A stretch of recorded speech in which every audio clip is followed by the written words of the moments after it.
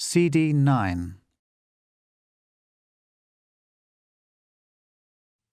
A sound behind me made me jump, and I spun round to find him standing there, still with his leathers pushed down to his waist and his t-shirt stretched tight across his broad chest. It was a look that definitely suited him, and he wore it extremely well. Even his tousled, uncontrollable hair had a stylish charm. I wondered if it would feel soft to the touch if I ran my fingers through it. The thought sent my heart rate, which had only just steadied after my run, sprinting again. "Elliot!" I gasped, my tone hopefully full of optimism rather than longing. "How did you get on? What did he say?" His face broke into the broadest smile. "Yes," he beamed. "He said yes. He told me he'd changed his mind and was planning to tell you himself, so you didn't actually need my help at all." "I don't believe it." "Well," Elliot laughed, "you'd better. Bill told me he's given it more thought, and now he's happy for you to investigate further and go ahead. He said he was taken aback before because it was all so unexpected, and even though he's still worried about your savings, he knows you're determined to make it happen, so—" "Oh, Elliot!" Within 2 strides, I was across the barn and had flung myself at him. With his muscular arms wrapped tight around me, I kissed him hard, and he kissed me back.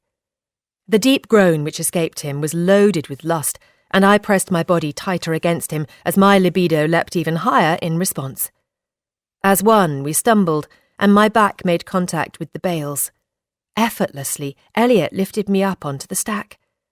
I ran my fingers across his chest, while his hands held my face, and he moved his body closer again, this time filling the space between my legs. Our kisses were rough and arousing, and my back arched in response. I wrapped my legs tight around his waist and urgently pulled him closer in. His leathers felt hard between us, at least I think it was his leathers. Just for the briefest moment, he pulled away again, and our eyes met. I loosened my grip a little, and he smiled, his breath every bit as hard and fast as mine. For those few seconds, we'd let our guard down and released the safety valve. We'd given in to something we'd both been trying so hard to suppress. Had he not broken away, I know I wouldn't have been able to stop, but he had. "Oh my God, Elliot!" I gasped, the words escaping in a rush on the out-breath. "I'm so sorry. That was terrible." He released me, and I jumped down from the bale, my face aflame with a heady mix of desire, shock, and shame. "And there was me," he said, shaking his head, thinking it felt absolutely perfect. He was right. It was perfect. But given that we'd vowed to not let it happen, it was also forbidden, which in turn made it terrible. "You know what I mean," I said, my heart racing far faster than it had been during and after my run. "I shouldn't have done that. I don't know what came over me." He looked at me and cocked his head. "Well?" he said, smiling as he readjusted his suit. "It was most likely one of 2 things.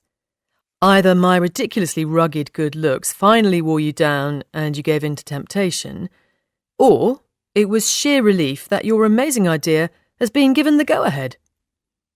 I couldn't stifle the laugh which bubbled up as much out of relief that he was able to make light of what I'd done as anything else. "Or possibly both," he carried on, as if he was mulling over some complicated scientific theory on the laws of attraction. "I don't mind whichever it was. It was still a bloody brilliant kiss." "Yes," I huskily agreed. "It was rather, wasn't it?" It was even better than I'd imagined it would be, and since I'd arrived in Wynbridge, I'd imagined it a lot. "But," he added, "we probably shouldn't let it happen again." As devastating as that was, I knew he was right. "Absolutely," I agreed. It was just a one-off, momentary lapse of the agreement we made to keep our feelings firmly under control. "A lapse on your part," he teasingly pointed out. "But I was just standing here when you—" "Well," I butted in, "you did reciprocate." "It would have been rude not to." This wasn't putting any distance between us and what had just happened at all. It was far too flirty. "Well, whatever," I carried on, attempting to draw a line. As you said, it was a spontaneous reaction to the supper club idea getting the go-ahead. Yes, that was most likely it. We stood in silence for a moment, and then he took a step towards me again. But the thing is, he began, I've been thinking about our agreement, and I'm not sure. Fliss? Came Grandad's voice from the yard, and we sprang apart. Yes? I called back. My voice sounded surprisingly normal, given what had just happened. I'm here, I'm coming. Elliot grinned, and I knew exactly what he was thinking. I better get going, he said, heading for the barn door. I'm expected at work, but I was pleased to be of some use this morning. I wondered whether he was referring to his, as it turned out, unnecessary role as mediator, or the more unusual one of willing recipient of my passionate kisses. I was also curious to know what it was about our agreement that he suddenly wasn't so sure about. Has he told you? Grandad asked, stepping into the barn. Has he told you that I've changed my mind? He has, Grandad, I said, rushing to give him a hug, and I'm so excited. This project is really going to put Fenview Farm on the map. He hugged me tightly back, and I felt a surge of happiness course through me. I'm still not sure about you putting in your own money, though, he said, looking worried when we broke apart. Let's go back to the house, I suggested, and we can talk it all through properly. I'll see you both later, said Elliot. And not that it's anything to do with me, but I think you've made the right decision, Bill. Fliss is one very passionate and ambitious woman. She's going to make a success of this. You're right, my lad, Grandad agreed. She's like those currants I love. Elliot winked as he pulled on his gloves. Delicate on the outside, but inside she packs one heck of a punch. By the end of the day, the secret supper club, as we had taken to unofficially calling it, had Grandad's unconditional blessing, and I had drafted up an action plan which suited us both. Grandad was insistent that I shouldn't rush headlong into the venture, and even though I was keen to forge ahead, I understood his concerns, and I also appreciated the value of thorough market research and careful financial planning. I would only get one shot at this project, and was willing to do everything in my power, and by the book, to ensure the SSC was an unmitigated success. Therefore, between that fateful Saturday in May and the end of the year, it was decided that I was going to be managing the harvest while sounding out local demand, both from producers and potential club members, as well as getting in quotes for the kitchen and cloakroom installations and finding out what building regulations we would need to comply with, as well as what permission from the local authorities. It wasn't going to be a speedy process, but given that just a few weeks ago I had no idea that Grandad and Fenview Farm even existed, I didn't think that a slow burn would be such a bad idea. After all, the total transformation of both our lives was proving to be a steep learning curve, so pacing ourselves would make it all far more manageable. For the rest of that day, I forced myself, not always successfully, not to think about what had happened with Elliot in the barn, or speculate on what he had been going to say before Grandad found us. It was exasperating to think that just as I had vowed to pare back my life, I'd completely lost control of my emotions, along with all common sense, and succumbed to my feelings. Both my body and my brain had taken full advantage of the unguarded situation, and I'd foolishly allowed another complication in. I couldn't deny it was an utterly seductive few seconds, but I hoped I'd be able to keep myself in check from then on in. Mum's presence felt very strong that afternoon, and I knew she would have been mightily impressed that I had done something so spontaneous, that I'd let my heart rule my head without a thought for the consequences. But then that was her all over. She'd always been an act first, think later type of woman, and with mixed degrees of success. As a rule, I stuck to the rational and sensible path, and that was where I was firmly planting my feet again. Grandad and I had just finished clearing away after dinner that evening when the banana-mobile arrived. "Evening, Beck," said Grandad, as he took in her smiling face. "You're looking happy tonight, my love?" "I'm in a good mood, and I'm off to the pub," she beamed. I wondered if you might fancy it, Fliss. Oh, yes, said Grandad before I had even opened my mouth. You should go. You've got plenty to celebrate. So have you, I pointed out. Why don't you come with us? Yes, do, said Beck. The more the merrier. What are we celebrating? I don't think I could keep pace with you young things, he chuckled. But you should definitely go, Fliss. Spread the word about our plans. What plans are these? Beck asked again. Or, alternatively, he said, noticing Beck's inquisitive expression, just tell Beck here and let her do the rest for you. Hey, she protested, I'm not that bad. I know plenty of folk who would beg to differ, Grandad good-naturedly pointed out. Is it anything to do with my brother by any chance? She guessed, not bothering to further defend her inability to keep a secret. Sort of, Grandad and I said together. I knew something was up, she mused. He came home in a really weird mood earlier. It wouldn't have anything to do with you and him, would it, Fliss? No, I said, blushing so hotly that I had to turn away. Of course not. Struggling again to push the memory and resultant tingling sensations aside, I gave myself a shake and almost made myself laugh out loud by mentally vowing that there would be no more pouncing on the hot biker. I turned back to find Grandad and Beck exchanging what I could only describe as a loaded look, which nudged my determination to behave up another notch.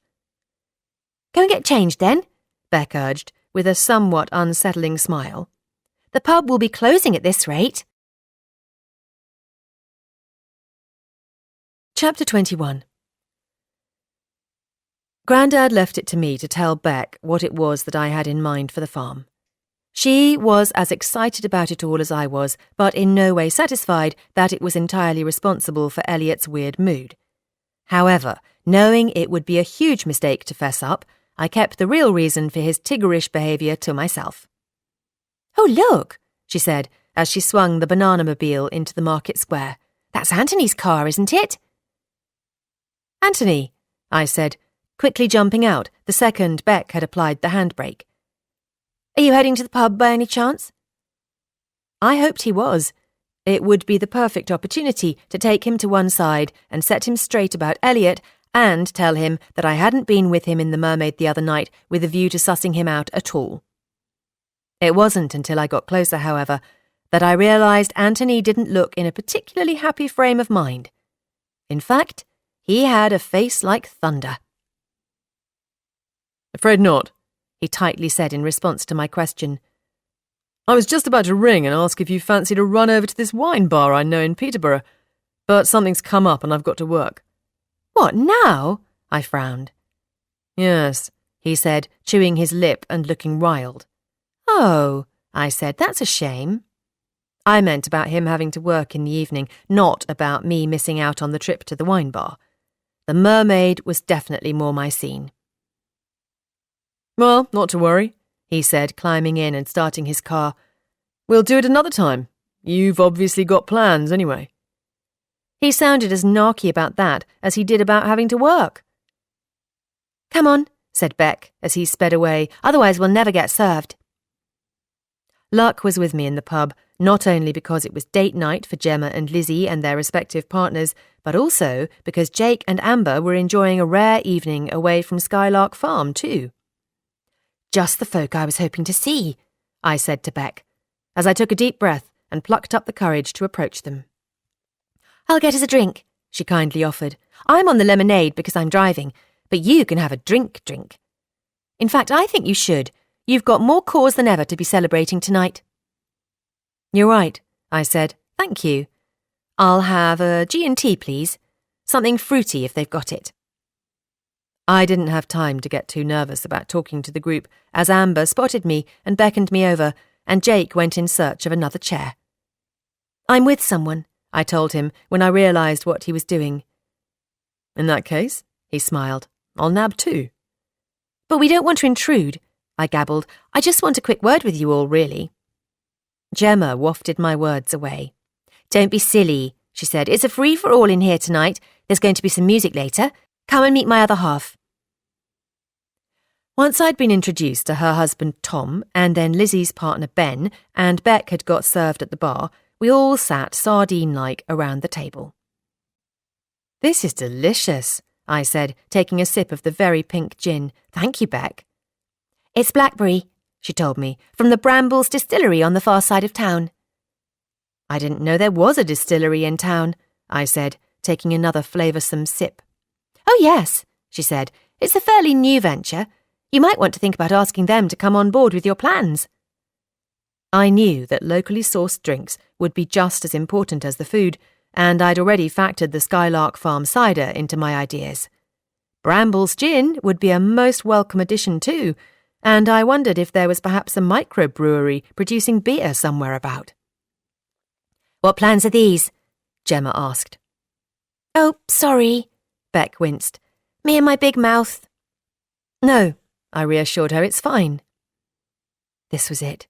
This was the moment I'd been hoping for, when I could float the idea to some of the people who had the potential to really help it take off. "My plans for a diversification project at Fen View," I said with as much confidence as I could muster. "It's down to some of you that I've come up with it, actually." I had everyone's attention, and they all listened intently as I explained how Jake had told me about his desire to do more with the Skylark Farm produce than simply sell it, along with Lizzie's long-held wish for somewhere local and exciting to eat out in the evenings. "So," I recapped, having gone through it all in as much detail as I currently had, "Grandad and I plan to open up the barn to local businesses to serve their produce at exclusive supper club events, which will run on at least a monthly basis, possibly fortnightly, depending on the season and the demand." Gemma nodded encouragingly and looked every bit as enthusiastic as she had when she told me of her desire to collaborate with the farm and buy our fruit. "I'm going to manage the club and the venue, and it will be up to the producers to come up with the menu. We're also going to invite local chefs and cooks too," I added, "as long as they use locally grown and sourced ingredients." "In that case, I'm in," said Gemma, without a moment's hesitation. I could have kissed her. "And what about Fenview Farm fruit?" Lizzie asked. "Will you be having your own evenings where you serve up dishes made with that?" "Definitely," I said. "I have more than enough recipes, and if I compare the desserts with a wine merchant or distillery, like the one that produced this delicious gin," I held up my glass, "then we'll be in for an amazing evening." Just as I said the last word, I looked over at the bar and spotted Elliot. He'd already seen me, but looked away when our eyes met. "That could be the perfect partnership," nudged Beck. "Yes," I stammered, hoping she hadn't spotted the look that had passed between me and her brother and was referring instead to my desserts and Brambles distillery. "Exactly." "I love it," said Lizzie, sounding every bit as excited as Gemma. "It sounds amazing," Amber agreed, looking at Jake, who I then realised hadn't said a word. "Is it going to be possible to prep the food on site?" "Eventually," I said, "but to begin with it will have to be prepared in advance. We need to make sure the idea has got legs before we invest in putting in kitchens and cloakrooms." "I don't think you'll have a problem with planning permission," said Gemma's husband Tom, who worked for the local council. "And there's going to be something else too," I mysteriously added. "Something really special and very unusual, but I'm not going to share the details of that just yet." Grandad's fascinating Fenland collection was going to be the perfect extra element to embed that all-important sense of setting and place into the supper club evenings. I wanted everyone who came to the barn to know the captivating history of the area as well as the provenance of what they were eating and drinking. "Now I'm even more intrigued," said Gemma. "Good," I laughed. "That was my intention." "And what about a name?" chimed in Lizzie. "Are you going to call it the Secret Supper Club?" "I'm not sure," I frowned. "At the moment that's what's stuck, and more by accident than design, but it might change." "I like it," said Lizzie's partner Ben. "It sounds exclusive, and I love that the menu will always be changing too." "I'm so pleased," I smiled. I had wondered if that might be a sticking point, but everyone seemed to understand what it was I was hoping to achieve. I want the ethos of the events to be seasonal, local, and fresh. That's really important, so some dishes might only be available for a very short while. Our currants, for example, I said, doing my utmost to banish the image of a red currant popping on Elliot's tongue, are going to be ready next week. Oh, goody, said Gemma. But might be over earlier than usual, which is down to the weather, I carried on, and obviously other growers will be impacted by that too, and therefore the menus will reflect the current season and how it's playing out. It sounds amazing, doesn't it, Tom? Gemma asked her husband. I think it sounds great, he nodded, and I'm really pleased Bill's found a better use for the barn. Then what? I asked. Gemma answered for him. He's just relieved I didn't talk Bill into selling it so we could convert it, aren't you? She giggled, planting a kiss on his cheek. We've gone off the idea now. I'm not surprised, said Beck. It seems to me that you've already got more than enough on your plate. Oh, Beck, don't say that, I whispered, loud enough for everyone to hear. She might change her mind about signing up for a cherry tree evening at the barn. No chance, said Gemma. I'm already planning it in my head. Beck looked at me and raised her eyebrows. Sounds like you're onto a winner, she smiled. It felt like it too. Or it would if Jake would only say something. What do you think, Jake? I asked. Is this the sort of thing you had in mind when we talked at Skylark Farm? He shifted in his seat. Exactly the sort of thing, he confirmed, but he didn't look very happy about it. Oh, good, I smiled, and Amber looked away. But the thing is, Fliss, he then carried on, I was so buoyed up after that conversation we had that I started looking for other potential venues straight away. Oh, I said, my heart sinking. I see. And I found somewhere willing to offer us an exclusive contract to serve our food every few weeks. I felt winded. Meaning that if you have Skylark produce events there, I asked, you can't have them anywhere else? Exactly, he said. Committing to them would mean we couldn't be a part of the Fenview farm venture. If only I'd known before what you'd been thinking, I wouldn't have looked elsewhere. It was a blow, and I swallowed down the bitter knowledge that had it not been for Grandad's initial reluctance, he would have known. Had I talked to Jake before Grandad, as I wished I had when Grandad initially said no, then he would have been in the loop from the start. The pork and apple products from Skylark Farm was such a major draw. I had imagined their events being some of the most popular by far. Is this going to affect our contract, Jake? Gemma asked. No, he told her, don't worry about that. It's just our finished dishes this place is interested in, not the raw produce. We'll still be able to supply you and carry on selling direct on the farm and at the market too. Amber looked at me and back to Jake. But we haven't actually signed the contract yet, have we? She reminded him, offering me a glimmer of hope. Nothing's been made official. No, he said. I was all set to next week, but having listened to what you're planning, Fliss, I'm not so sure now. I'd far rather support you and Bill than this other place, which was a compromise, really, and nothing out of the ordinary. But I'd need to see what exactly you have in mind before I commit. Is that going to be possible? Amber encouragingly asked me. When's your first event going to be? Oh, yes, said Gemma. You need a trial run, Fliss. That way you can tempt Jake away from this other venue and let us see exactly what you have in mind. You could serve up some fruity desserts, couldn't you? I puffed out my cheeks, aware that they were all looking at me.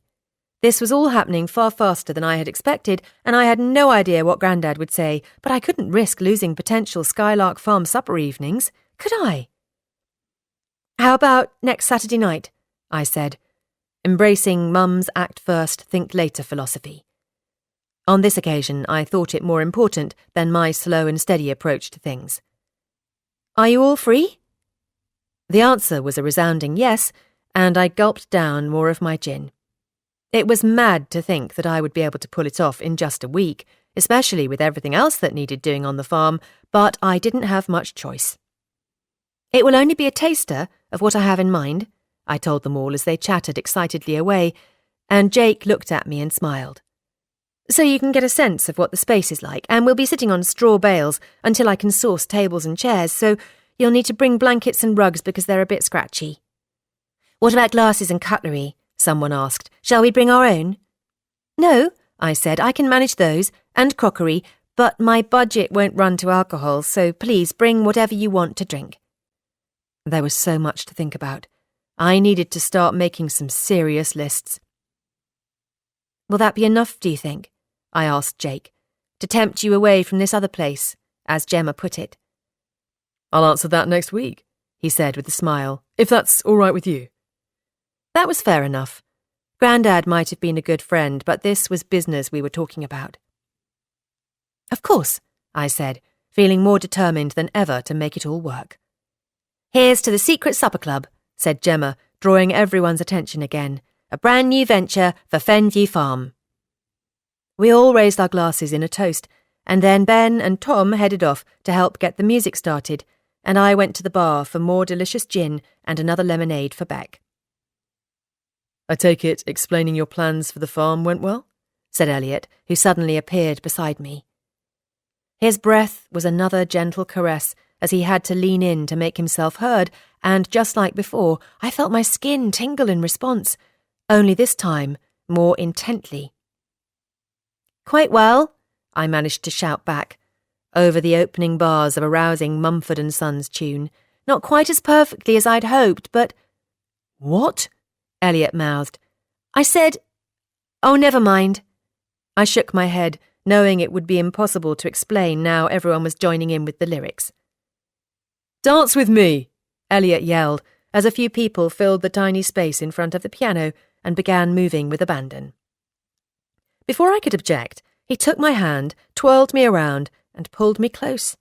Without a care for the tune, he then enthusiastically joined in with the singing, and I didn't have time to feel self-conscious.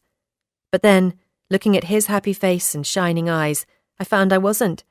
I just wanted to dance and sing and sway and stay in his arms as we all laughed, danced, and drank the night away. We weren't quite the last to spill out into the square, but we were somewhere among the stragglers. The Cherry Tree and Skylark crews had left with cries of how much they were looking forward to the supper club, and I was so relaxed I didn't feel panicked about it at all. I'll follow you back, said Elliot, turning his bike around as I grappled with the seatbelt in the banana-mobile. That was a great night, I said to Beck. Thank you for inviting me along. I'd really felt a part of the community, and I appreciated Beck including me. I hadn't felt that sense of belonging among a crowd in a while, and it was wonderful to feel welcome both at the farm alone with Grandad and further afield among the friendly Winbridge folk. I'm pleased you had a good time, she laughed, coming to my rescue because I couldn't seem to make the belt fit into the holder. It turned out I was trying to shove it into the seat. That was a typical Saturday night in town, so you'll have to get used to it because you're one of us now. I rather liked the sound of that. And I have to say, she impishly added, you and Elliot looked really good dancing together. He danced with everyone, I pointed out. But he kept coming back to you, she quickly batted back. I couldn't deny that, because he had. I'll give you a hand next week, getting everything ready, she kindly offered. I know there's only so much you'll be able to do, given the time limit, but I'll do whatever you ask of me, so you'll have the hours to make it look as close to what you're imagining as possible. I'd really appreciate that, I told her, feeling suddenly more sober again. I'm going to start making some lists tomorrow and working out what to prioritise. Even though this is just a trial run, I need it to go well if I want to get Jake and Amber on board. We were soon back at the farm, and I clambered out and waved her off. But unlike the other night, Elliot stopped. I bet you've forgotten your key, haven't you? He said, once he'd pulled his helmet off and climbed off the bike. Oh, bugger, I said, clapping my hand against my forehead. I have. I didn't give it a thought. The house was in darkness, so I didn't think Grandad had realised or waited up just in case. Lucky I've got mine then, isn't it? Said Elliot, pulling a chain out of the neck of his t-shirt. What else have you got tucked down there? I giggled. Never you mind, he said, Come on. I'd only taken a couple of steps towards the house when I happened to look up. "Oh, wow," I gasped, tugging at his arm. "Look at the stars." It was a completely cloud-free night, and the moon was little more than a crescent, so we could easily pick out the constellations. It looked very much like the sky I used to spend my evenings gazing at in Puglia. There was no light pollution there either. It didn't cross my mind then that stargazing with Elliot felt far more romantic than me noticing the pinpricks of light when Anthony took me home after our meal. I'd been aware of the illuminated night sky then, but not in the same way. "It's a beautiful night," Elliot whispered. "That's Venus, isn't it?" I looked to where he was pointing. "Yes," I said, "I think so."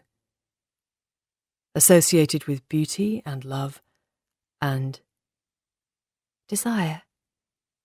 I swallowed, and then for the second time that day I found my lips on his, only this time he was the one who kicked the kiss off. "I was going to say prosperity," he whispered when we finally broke apart. "I'm sorry," I whispered back. "What are you apologizing for?" He grinned. "For interrupting," I smiled back. "Not for kissing me?" "No," I squeaked. "That was definitely you this time." "Well," he said, holding my gaze, "I wanted to level things up a bit, so you didn't feel quite so guilty about earlier." "Was that the only reason?" He shook his head, and still smiling, leant around me, unlocked the kitchen door, and gently pushed me inside. Then he turned and left without another word.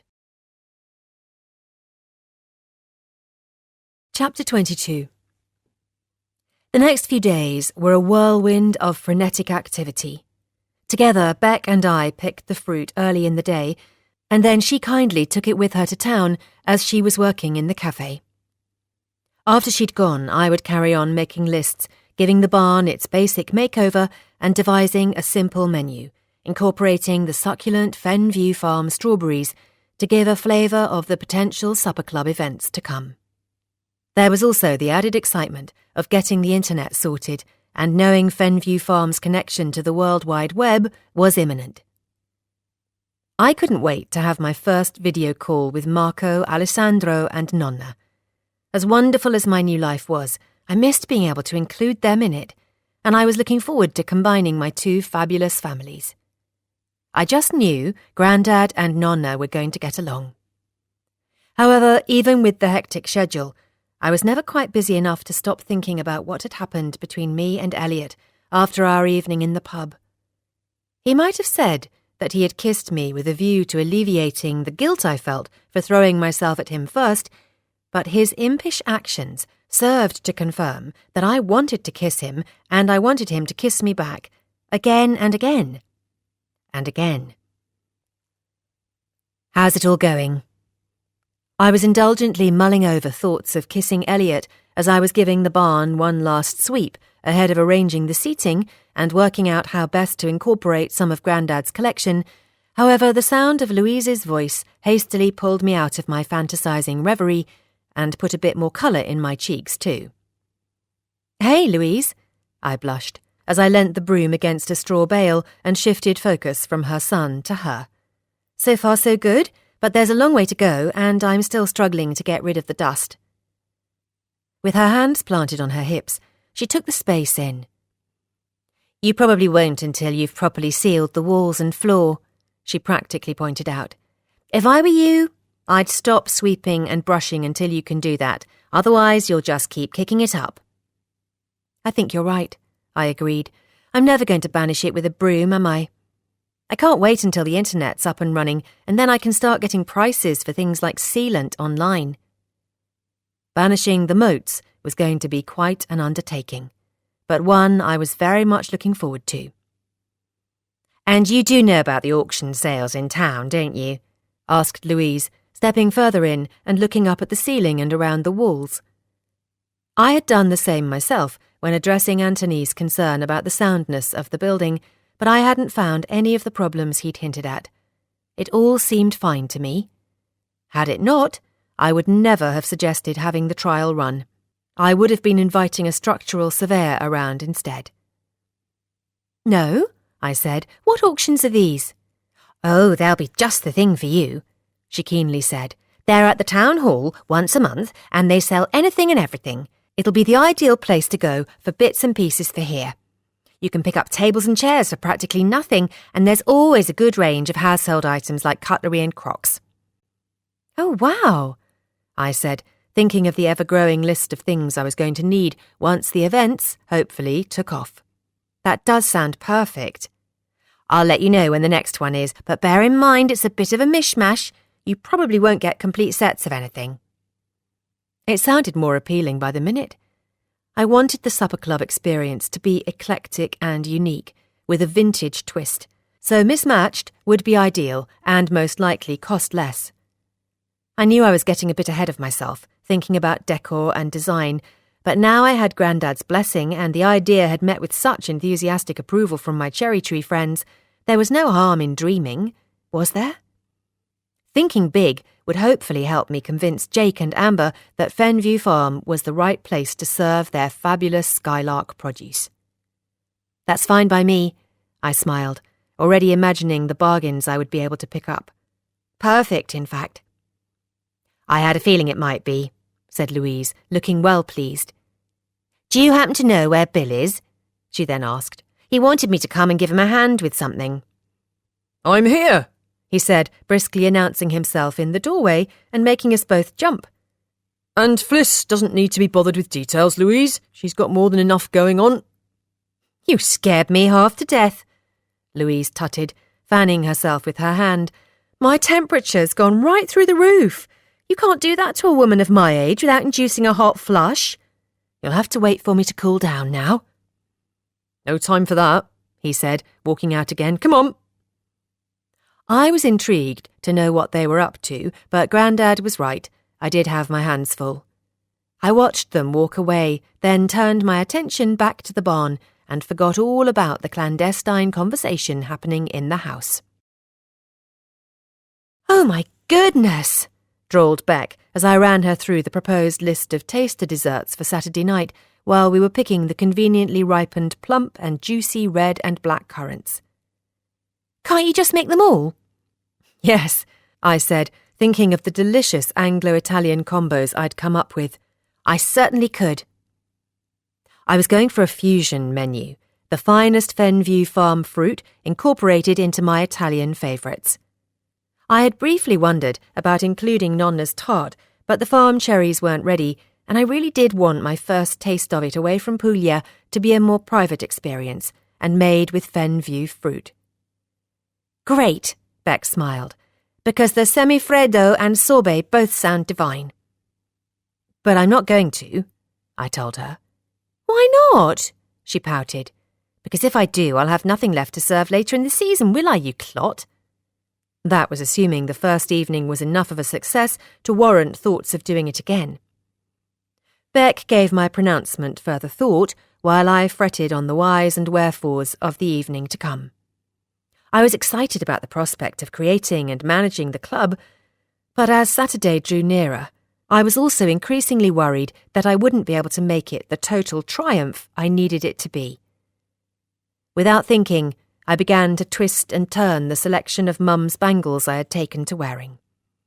That's fair enough, Beck finally agreed before checking her watch. I suppose you're right. Crikey, I better get going. Oh, blast, I said when she showed me the time. Me too. It's later than I thought and I've got to head to town. I need to pick up some stuff. I was planning to create a cosy ambient setting in the barn, and with just 2 electric sockets installed, I was investing in an abundance of twinkling fairy lights to help set the scene.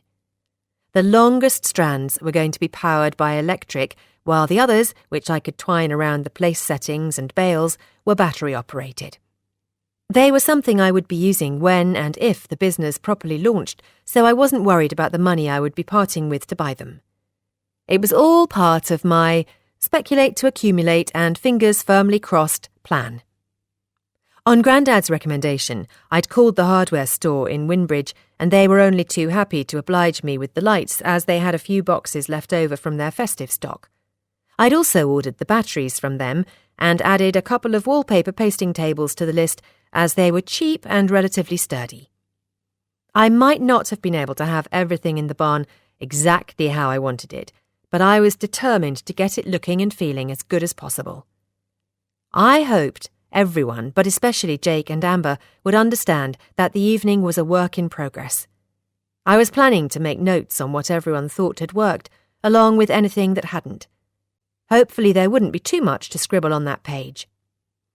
I didn't linger in town, calling only at the cafe, the hardware store, and the deli for a few extra ingredients. When I got back to the farm, I was surprised to find Anthony's car parked on the drive. He wasn't in it, but the low murmur of voices led me to the kitchen, where I found him talking to Grandad. "Hi," I said, walking in and dropping my bag from the deli on the table. I'd left everything else in the Land Rover, ready to unload straight into the barn. Fuck! Anthony swore as he spun round to face me. Where did you spring from? Grandad looked equally as shocked. "Town," I frowned. "I've just got back. What's going on?" "Nothing," they said together. "I'm sorry I swore," Anthony apologised, "but you really made me jump." "No worries," I said, my gaze flicking between the two of them. "I'm guessing you were looking for me, Anthony?" "What?" "That's right," said Grandad. "I said you wouldn't be long, so we might as well wait. You were quicker than I thought, though." For some reason, I got the feeling that was problematic rather than pleasing. "Do you two know each other?" I asked. "Yes," said Grandad. "No," said Anthony. "Well, you either do or you don't," I pointed out, struggling to read the atmosphere. It might have been strained because I had made them jump, but then again, it could have been something else entirely. "Sort of," Anthony conceded. "A bit. Not well." "Right," I said, still none the wiser. "Mr. Brown has just been telling me about your plans for the barn," Anthony carried on. "You've certainly got some big ideas, Phyllis. Have you had the building checked out, like I suggested?" "There's nothing wrong with it," I told him, feeling annoyed that Grandad had mentioned what I had in mind. "I've had a good look over it, and it's fine." "In that case," Anthony smiled, "I hope I'm invited to the launch this weekend." "It's not a launch," I told him. "Just a few friends getting together to talk about the idea and have a look at the venue." "Oh, well, that's even better," he said, shoving his hands in his pockets and rocking back on his heels. "Just my area of expertise. I'll be happy to come along and offer an opinion." "Right," I uncertainly said. If it was his opinion about the barn's safety, then I didn't want it. "I'm a friend, after all, aren't I?" He laughed. Suddenly I wasn't so sure what category I'd put him in, and Grandad's expression suggested he wasn't either. What with his banging on about the barn and his repugnant rumour about Elliot, I was rapidly beginning to regret my decision to have dinner with him in an attempt to throw the man I really wanted to be with a curveball. "Of course," I swallowed. "I'll see you Saturday, then," he brightly said. My stomach churned at the thought of him and Elliot being in the barn together. I knew Elliot wouldn't do anything to jeopardise the smooth running of things, and besides, he surely couldn't know what Anthony had said he'd heard about him, but I wasn't sure Anthony would be able to resist making mischief. I didn't want Elliot knowing it was Anthony I'd been out with now, but their coming together was beginning to feel inevitable.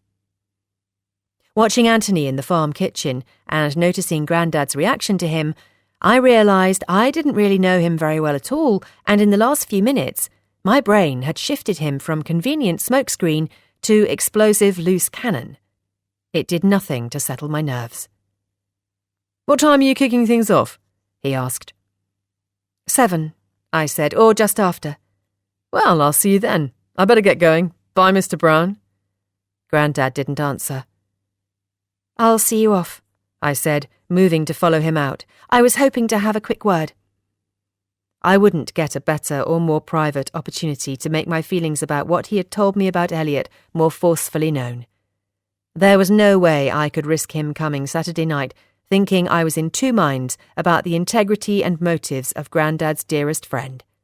Now was the time to nip all that in the bud. "No time," he said. "I'm in a rush." "Just 2 minutes." "We'll catch up on Saturday." He nodded and was gone. Now I'd have to call him instead, which was far from ideal. And as well as repressing the rumour, I'd have to ask him what it was he had come to the farm for too. He'd acknowledged that he'd come to see me, but he hadn't said why before he'd shot off again. "We didn't know it was him that you'd been seeing," Grandad gruffly said as the Audi shot out of the yard. He didn't sound impressed. "We've only been out once," I pointed out. "The night you gave me the ruby earrings." "I know when it was." I didn't know why, but he clearly didn't approve of my choice of dinner date, and neither did I now.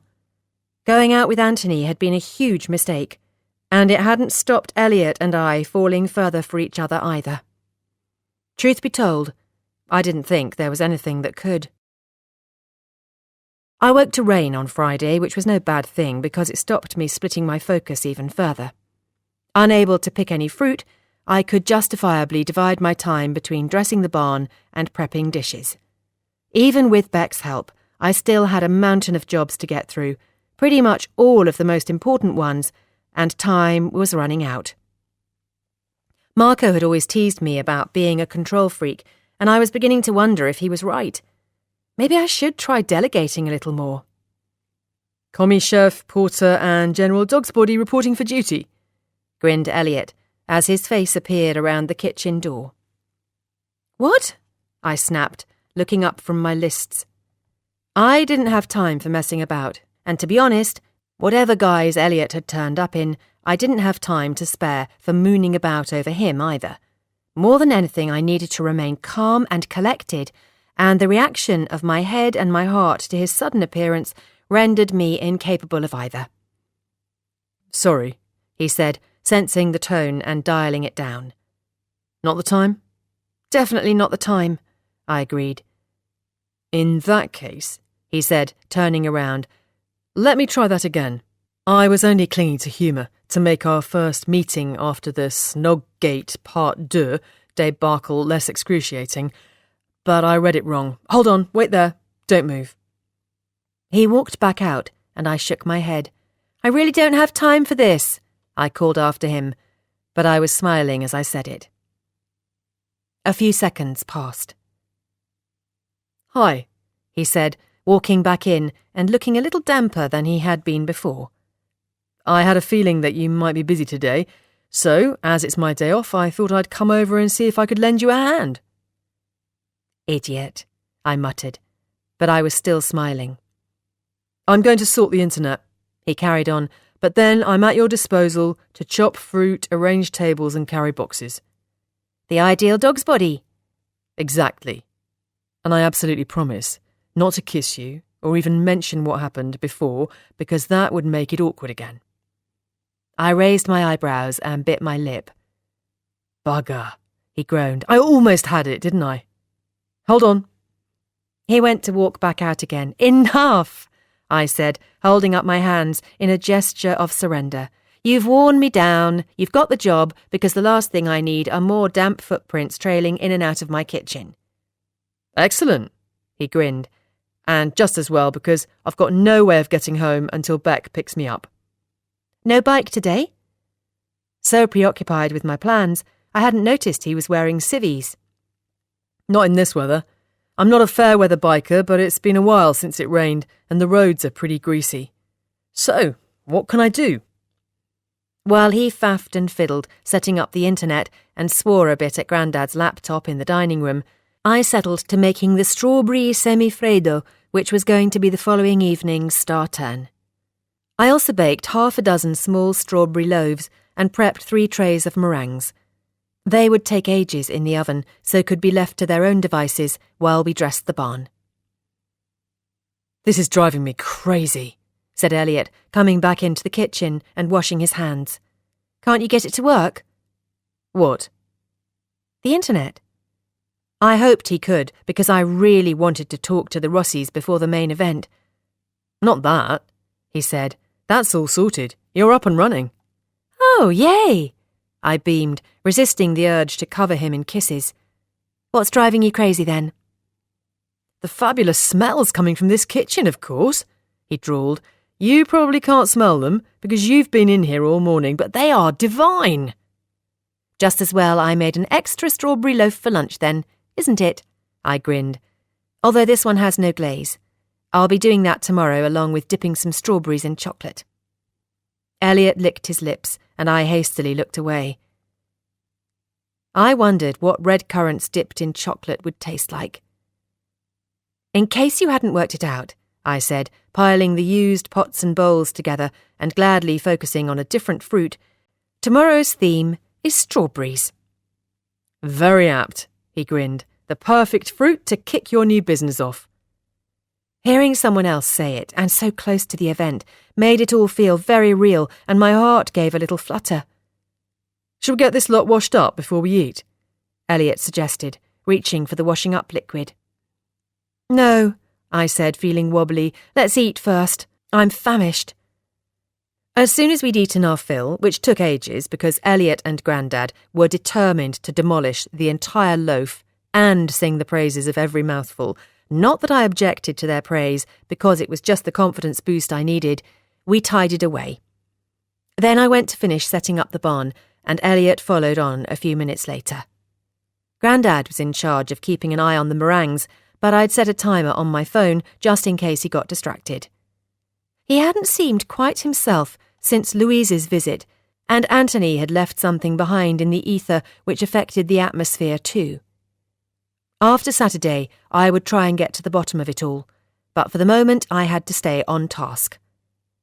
Elliot and I were soon immersed in things, and it felt like no time at all before Grandad was calling from the house and my phone alarm buzzed in my pocket. I'll be back in a sec, I said to Elliot before rushing off to rescue the meringues. When I walked back into the barn, I realised just how much I, along with Beck and Elliot, had achieved since that very first day when I pulled open the doors and found Grandad's collection of Fenland paraphernalia all piled up, along with the cat's preferred sleeping spot. What do you think? Elliot asked, looking around. I love it, I swallowed, feeling a little wobbly again. It's nothing short of a miracle. Elliot nodded, but didn't look quite as entranced by the vision as I would have liked. It was only then that I realised he'd been rather quiet since he'd joined me after lunch. What was going on there, I wondered.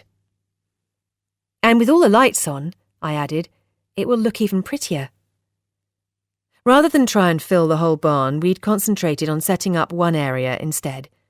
There were only going to be a small group of us on Saturday, and I wanted to create a cosy pocket rather than spread us about. When the club was properly up and running, the entire space could be filled in the same way, but for the first foray into entertaining, the intimate area we'd put together would be perfect. It's a shame there's only limited power, though, I said, casting my eyes over the pasting tables and at the ceiling above where we'd draped the strings of lights. The tables were covered with plain white sheets and embellished with Hessian runners which I'd made from strips cut from a roll I had spotted in Lizzie's crafting corner in the cafe. I'd ended up buying a few other things from her too, including some bunting made out of strawberry-patterned fabric. It was those little details which made the biggest difference. Grandad hadn't looked impressed when he spotted the Hessian or when I told him I was going to glue strips of it around rinsed-out jars to make tea light holders. Looking at them lined up, though, the Hessian further embellished on some with sage-green raffia bows and on others with string, I thought they looked perfect. And they'd only cost pennies, which was a real bonus. That won't matter for tomorrow, said Elliot. You've got so many candles, as well as these battery-operated lights, that you'll get away with it, and Mum's got a dozen or so mason jar solar lights which she said you can borrow. They'll be great, I nodded. Fingers crossed the sun will be shining brightly enough to charge them. And I can supply the music, Elliot carried on, unless you'd got other ideas for that? Music? I said, pulling a face. I hadn't even thought of it. Leave that to me then. I'll set up a playlist. Nothing too rousing, he added, just chilled out background stuff. Thanks, I said, adding music to my list and writing his name next to it. I'll cut the flowers and greenery fresh for the other jars in the morning, and Grandad has already helped me to put together a box of glasses, cutlery and crocks that we can use. It was a motley collection, garnered from odd things he'd hung on to for years, and I loved it all the more for that.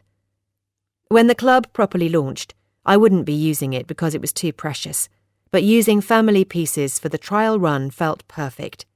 I knew Nonna would approve of that. In fact, she was going to love everything about the club. Bringing people together to enjoy good food was her favourite thing in all the world. Fliss. Hmm? Are you all right? Yes, I said, clearing my throat and blinking away the tears the thoughts of Nonna evoked. Sorry, what did you say? Elliot walked over and tentatively put his arm around my shoulders. I leant against him and put my arm around his waist, then rested my head on his chest. We didn't say anything, but we didn't need to. I wondered if he was suppressing the same urges as I was. To me, those few seconds felt more intimate than either of the kisses we'd shared. What was it you were saying before? I eventually asked, looking up at him. He cleared his throat. I was asking about what you'll do for crockery and stuff when more people come. Your mum mentioned the sales in town, I told him. They sound like the ideal place to pick things up. That's what I was going to suggest too, he said, looking down at me. I felt my heart start to flutter again, so gently extricated myself from his comfortable embrace. There's just Grandad's collection to think about now, I said, indicating the corner of the barn where everything was stacked. I don't want to give away too much about it tomorrow night, just enough to strike up a conversation and create some interest. I'm interested already, he said, picking up the pair of skates. What is all this stuff? I gave him a quick rundown on what Grandad had been hoarding, even explaining what some of it was because he didn't know, and by the time I'd finished, Elliot was as enthusiastic about incorporating it into the barn as I was. This is the perfect USP, he said, sounding entranced as he turned one of the eel traps over in his hands. You could even get Bill to tell a few tales at some of the events and explain to the guests a little about the history of the fens. He's got enough anecdotes to keep everyone entertained for hours. That's a brilliant idea, I agreed. Why hadn't I thought of that? Not on your Nelly, said Grandad, who had slipped inside without either of us noticing. You don't fancy it, Bill? Elliot laughed. No chance, he said. By all means, put my collection on show, but I won't be talking about it. Elliot and I exchanged a conspiratorial smile. And you needn't look like that, the pair of you, Grandad said, shaking his head as he came further in. I won't change my mind. Maybe you could tell Fliss and she could do it, Elliot suggested. No dice, I quickly said, and the two of them laughed to have turned the tables on me. Grandad spent a few minutes taking everything in, and by the time he'd finished, he looked a little tearful himself. You'd never think it was the same place, he sniffed. And I can see what you had in mind for that old sacking now, he added. It doesn't look too bad, does it?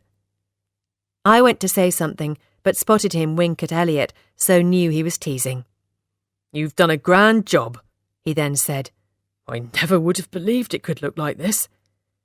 And this is just one corner, I pointed out. Think how it'll look when it's full.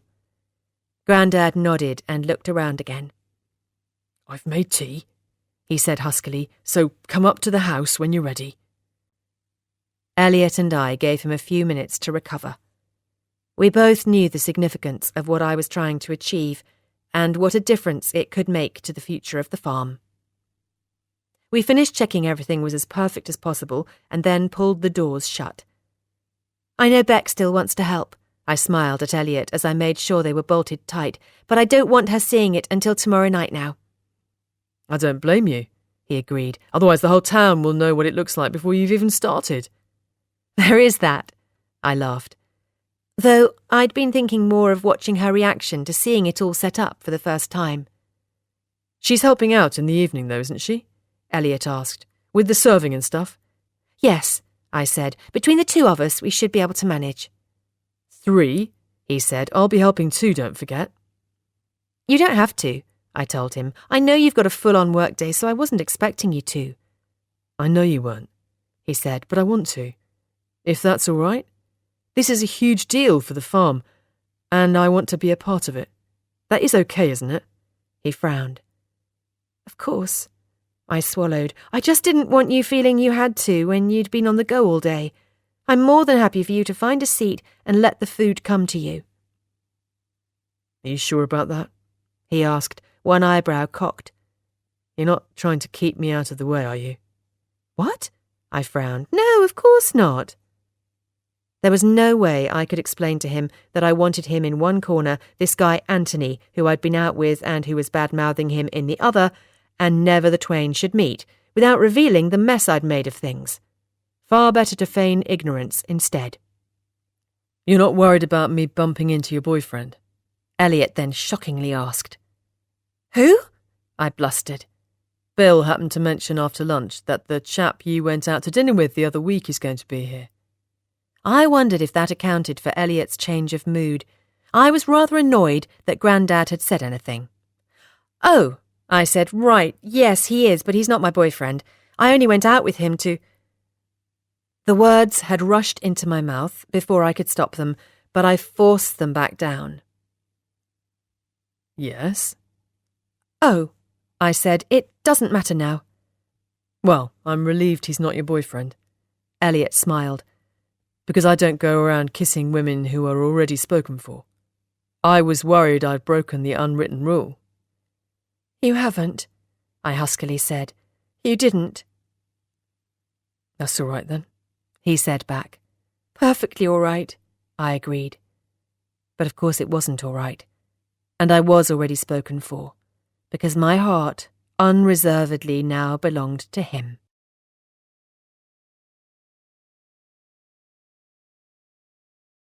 End of CD 9. CD 10.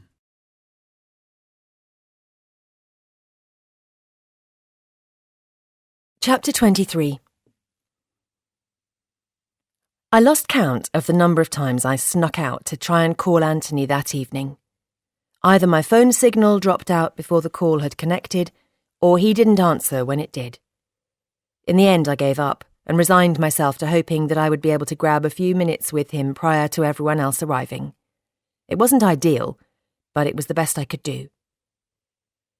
So, said Grandad, peering at the laptop screen as I prepared to make my first call to Puglia. Are you sure you know how this works? Yes, I told him. It's ever so easy. Sit here next to me and I'll introduce you to everyone. If possible, my heart was hammering even faster than it had been when I'd locked lips with Elliot in the barn. It felt like forever since I'd seen my Italian family, and I couldn't wait to fill them in on everything that had been happening. A written email was all well and good, but actually seeing them was going to be wonderful. No, said Grandad, hastily backing towards the kitchen door. You say your hellos first, and I'll come back in after I've checked the hens. He sounded nervous, and truth be told, I was a bit jittery myself. Once he'd gone, I wiped my hands down my jeans, took a deep breath, and pressed the button to connect the two farms. I kept my fingers crossed, hoping that Marco would pick up, and I didn't have to wait many seconds before he did. Ciao, Felice! Marco! I beamed as his familiar face and the backdrop of the comfortable Rossi kitchen filled the screen. My nerves disappeared in less time than it took my heart to beat again. Papà! He shouted over his shoulder. Vieni qui, papà, nonna! Come stai, Felice? I'm well, I smiled back. Really well. How are you all? Felice! Shouted Alessandro, appearing suddenly in shot and looking a little red in the face. This is a surprise. How are things?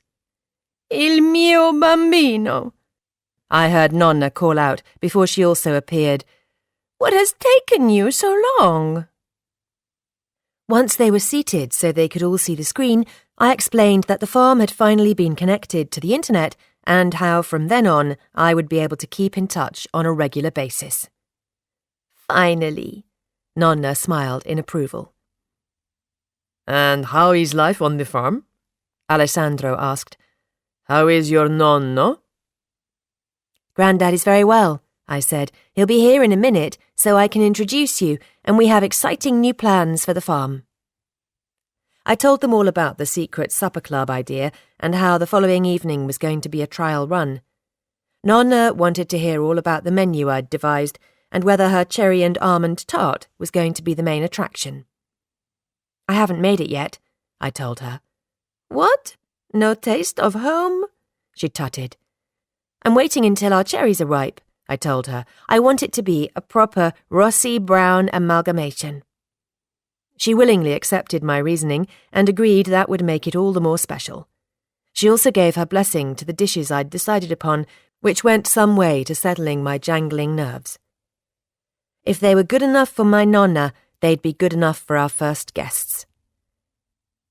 You've settled in well, Fliss. Alessandro smiled once I'd told them more about the place and what I'd been doing. You look healthy, Nonna observed. No wonder you've abandoned us for so long, Marco quipped, and his father nudged him so hard he nearly fell off his chair. By the way, Marco, I said, just to get my own back, I have a friend with a Ducati. Marco looked enraged. Nonna shook her head, and Alessandro groaned. Thank you for that, he tutted. He's not talked about bikes in weeks. I'm not really teasing you, Marco, I giggled. I just thought it might encourage you to come and visit me once the olive harvest is finished there and you need a break from trying to fill my shoes. I have another friend I think you might like too.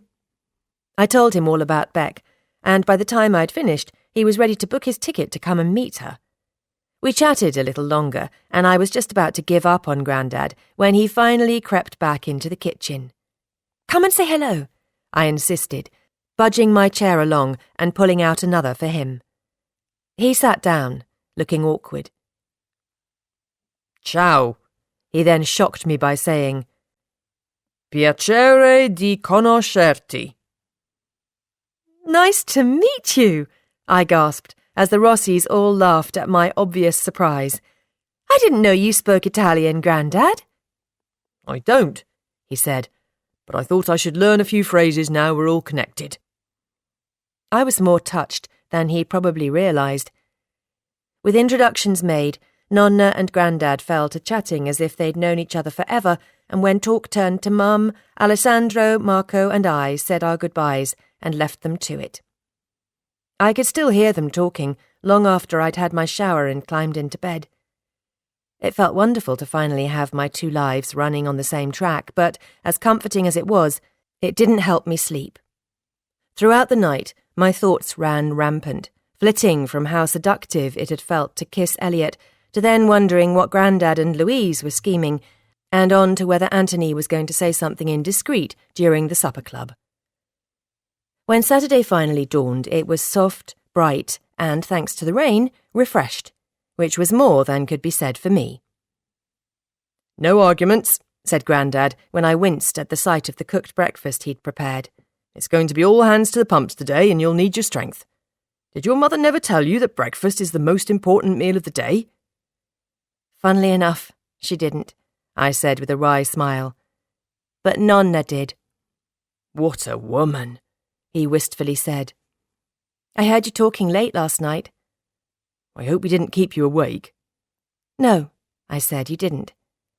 If anything, the sound of their voices drifting up the stairs had been a comfort, much like when I was little and used to listen to the Rossi babble from below in the kitchen. Not that the murmur had helped me nod off last night, but then nothing would. She told me so much about your mother, Grandad carried on, sounding a little choked. And the woman she became. I dare say Nonna could tell him things that not even I knew.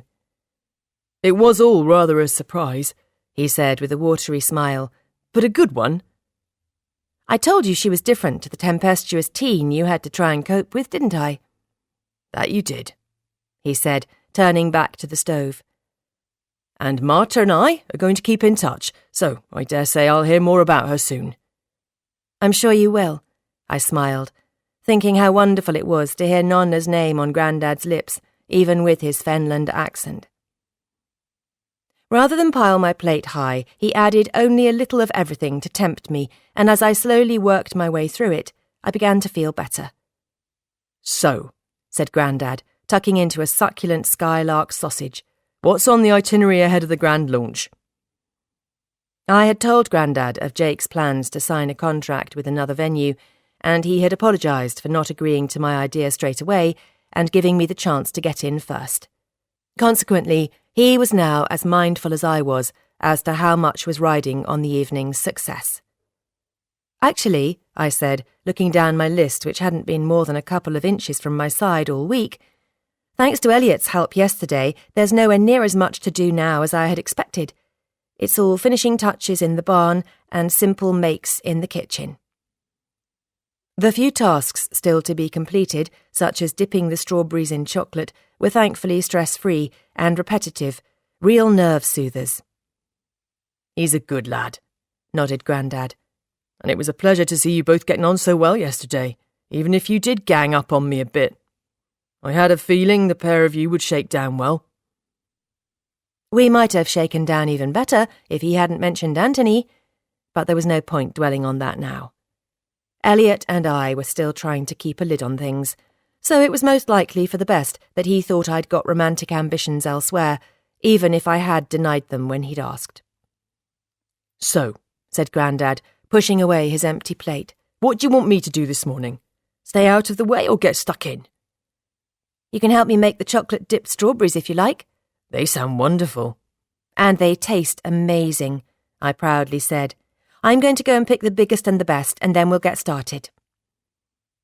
I'd found excellent quality bars of milk, white and plain chocolate in the Winbridge Deli, and I made each sauce separately, letting the glossy melted mixture cool a little so it thickened slightly before we dipped the strawberries. Oh no, Grandad tutted, on more than one occasion, quickly popping the chocolate-heavy berry into his mouth before I had time to check it. That one was dipped too deep. I'm really not sure you should be in charge of quality control, I told him, looking at his chocolate-stained lips. Between us we decided the dark ones were our favourite. The bitterness of the chocolate balanced the sweetness of the strawberries perfectly, but the ones I'd added a light sprinkling of sea salt to were very good too. Once they had all completely cooled, I applied a drizzle and put them in the fridge. The dark and milk chocolate berries had a white drizzle, and the white ones a milk or dark. It took a while, but I was delighted with the results, and the additional smears of chocolate across Grandad's face were proof enough that he was happy too. I'm not sure they count as one of your 5 a day, he said, taking the sheet of damp kitchen towel I offered him, but they should. They're not exactly cutting edge in cooking either, I pointed out, but they are delicious, and I think they'll be a nice way to end the evening. Definitely, he agreed. Perhaps with a lovely glass of champagne. I'd rather gone off champagne. My last 2 experiences with it hadn't been much cause for celebration. Maybe, I said, wondering if third time really might be a charm. After lunch I cut the flowers, a mix of Nana's roses, peonies and frothy Alchemilla mollis, and arranged them in the glass jars along the Hessian runners. With a tea light in a jar in between and the simple place settings laid out, the tables looked lovely. Simple and rustic, but with an elegant twist.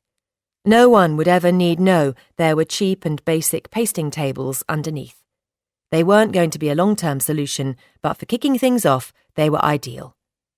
"Mason jars as promised," said Louise when she turned up a little later, "and hopefully they'll be fully charged by the end of the day, thanks to the upturn in the weather." As well as the jars, she also had 2 large terracotta tubs filled with bedding plants in the back of her car. They were a riot of bright orange and purple petunias, red geraniums and frothy blue lobelia, which trailed artfully over the sides. "I saw them for sale on the market and thought they might look nice either side of the door," she said, as I helped her manoeuvre them into place. "Consider them my contribution to the evening." "They're beautiful," I said, giving her the hug she usually managed to get in first. They're the perfect welcome to the barn. Thank you so much. You're more than welcome, she said.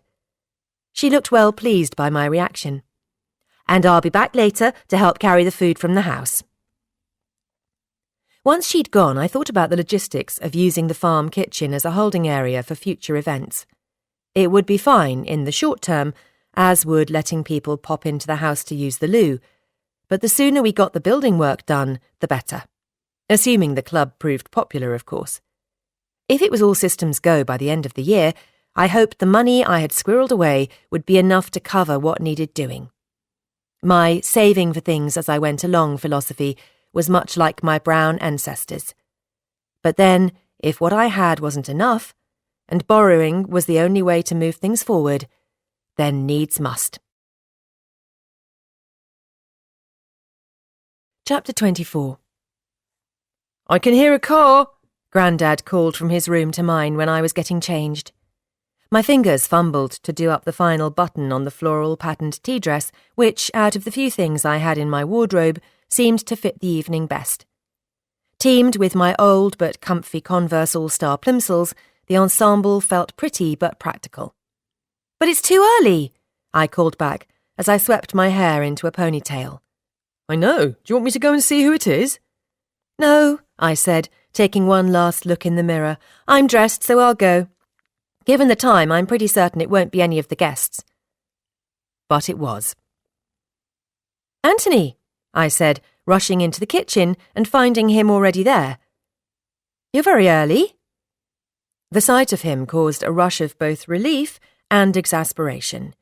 Relief because I would now have the chance to set him straight about Elliot, but exasperation because it really was ridiculously early.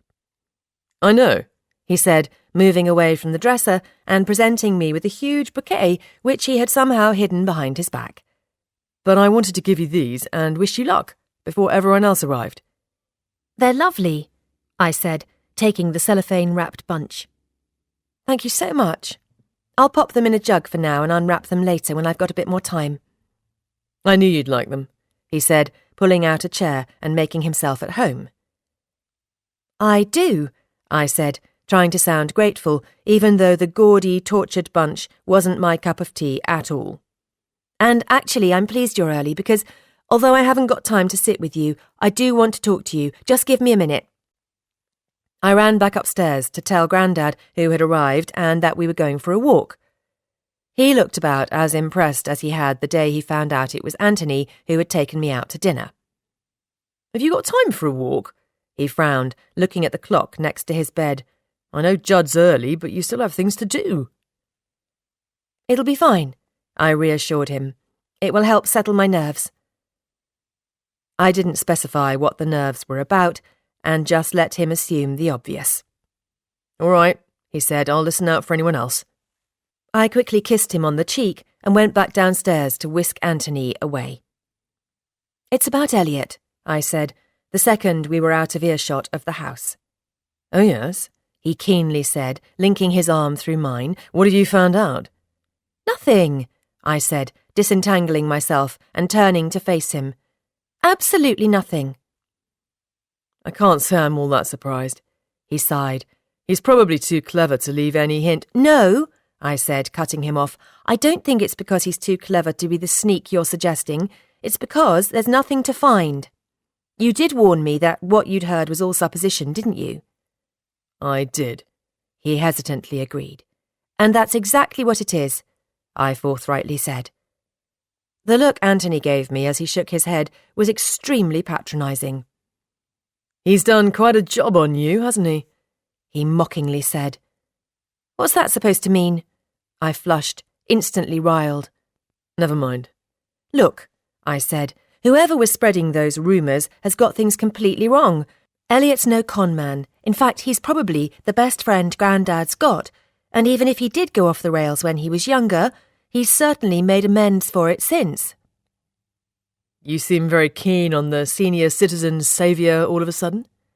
Anthony laughed. Not in the way that you're insinuating. Well, that's all right then. I didn't ask why.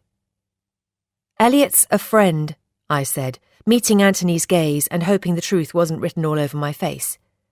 A good one and a trusted one. I knew beyond any reasonable doubt that I was in love with Elliot, but I wasn't going to admit it, especially not to Anthony. All I was interested in achieving was getting through the evening without him mucking things up. "Well," Anthony said, letting out a long breath. "I'm relieved to be proved wrong, and if I hear any more about it, I'll be sure to set the gossip monger straight." I wasn't sure I believed he would, because I was beginning to think that the only person spreading the gossip that I hadn't even heard so much of a hint of was him. That said, I supposed as long as he kept his mouth shut, that would be the end of it. "Fliss," I heard Grandad call, "come on, it's almost time."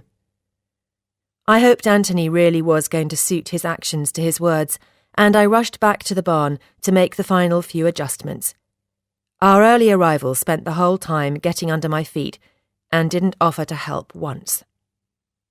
"Why don't you move your car?" Grandad suggested, when he realised I was getting wound up. "In fact, I'll show you where you need to park it, Anthony, and then you can stand at the gate and direct everyone else as they arrive." The look of disapproval on Anthony's face soon restored my humour. "That's a great idea, Grandad," I grinned as he took Anthony off. There was an influx of cars just before 7, and everyone congregated on the drive. I wanted to let them all into the barn at the same time so I could gauge their collective response. The only people missing were Elliot and Beck. Louise explained that Elliot had finished work and the pair had just had to rush off somewhere.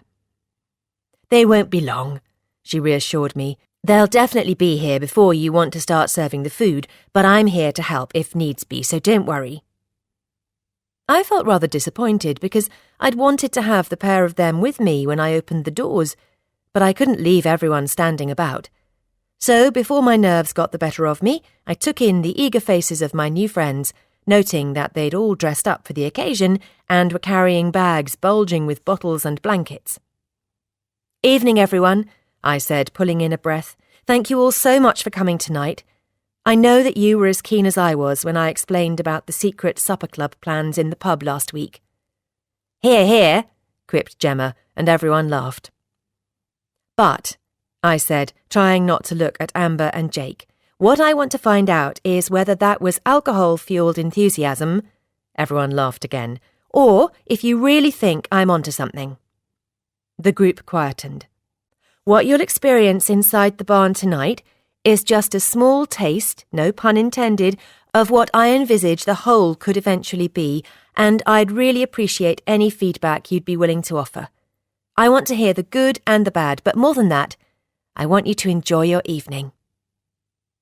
With that, I pulled open the doors and led everyone inside. The collective gasp and excited chatter which followed me in released the air I'd been holding in my lungs, and I just knew that I'd made an impression, and a good one. Whatever the Skylark duo decided, I'd given it my best shot. "Sorry," said Beck as she rushed in a few minutes later. "We missed it, didn't we?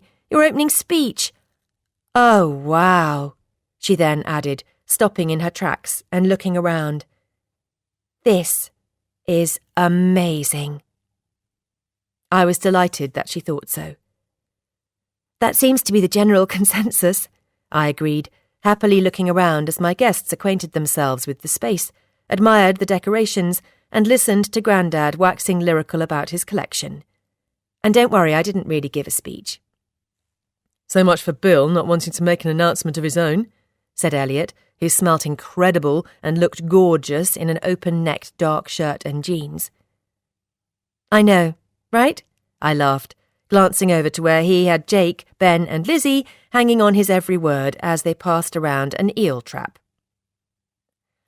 "Oh, God," Elliot then muttered. "Is that Anthony Judd?" Beck followed his gaze, and I looked too.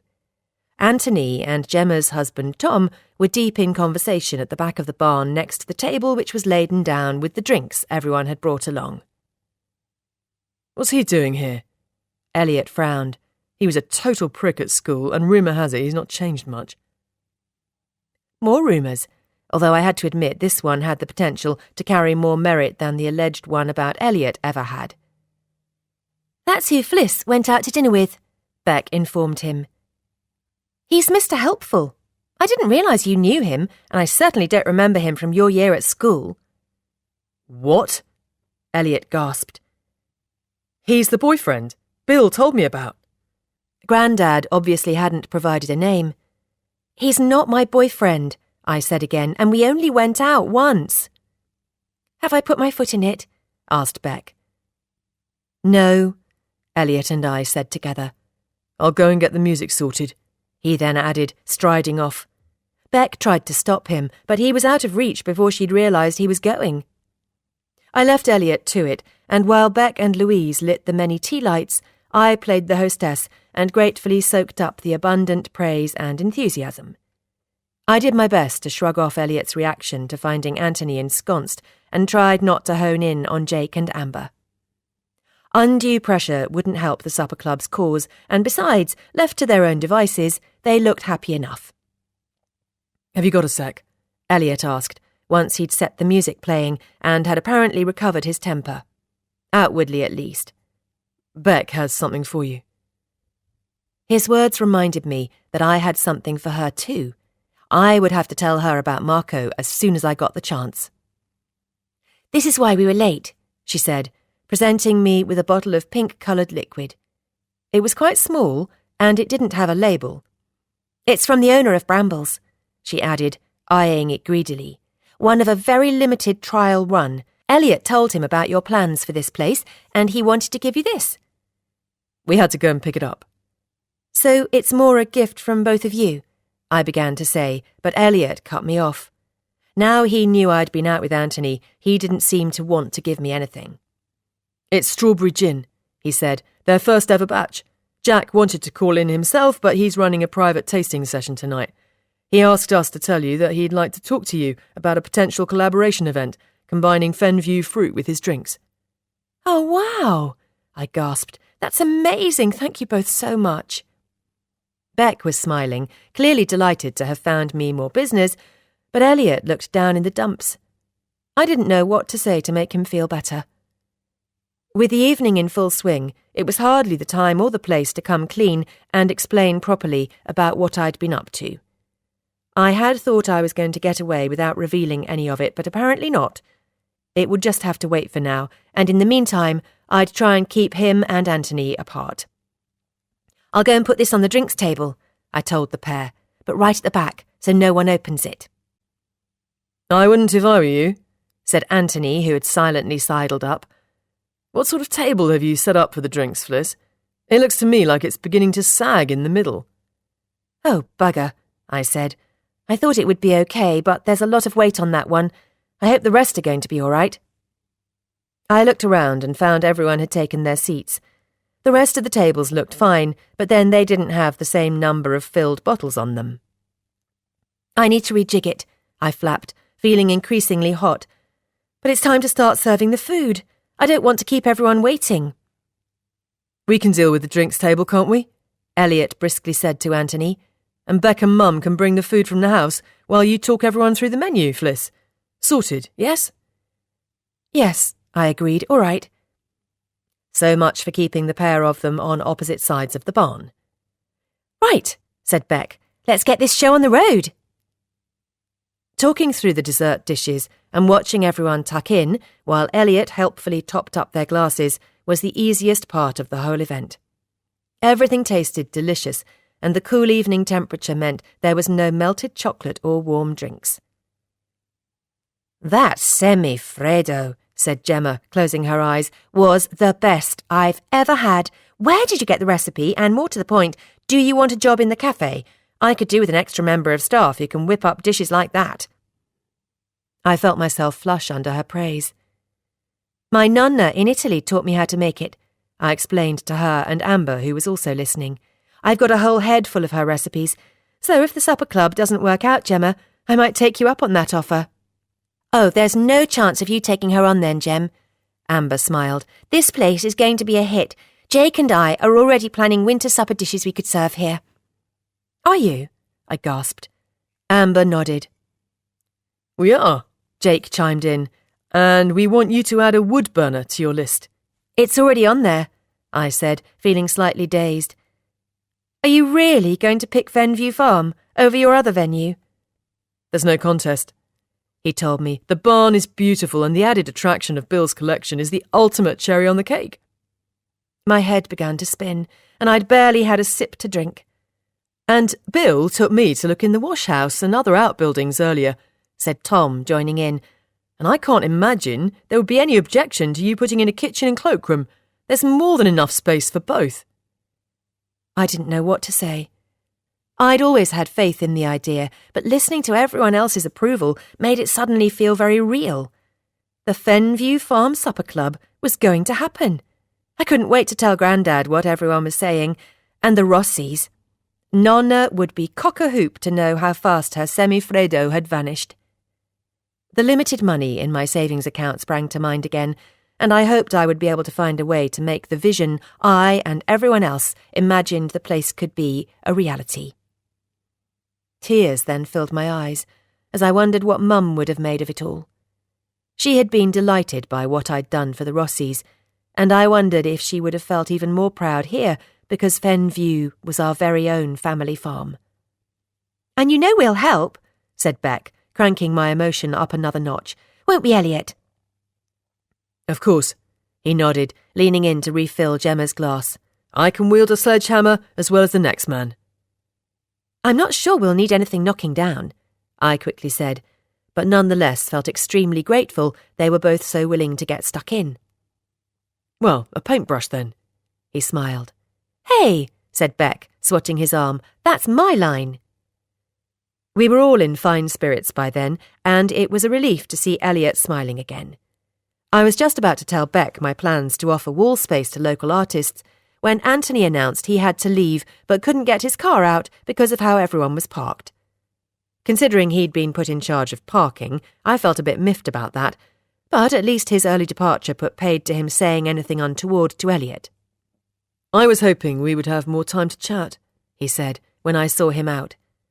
Well, I did tell you it was going to be a busy research evening, didn't I? I reminded him.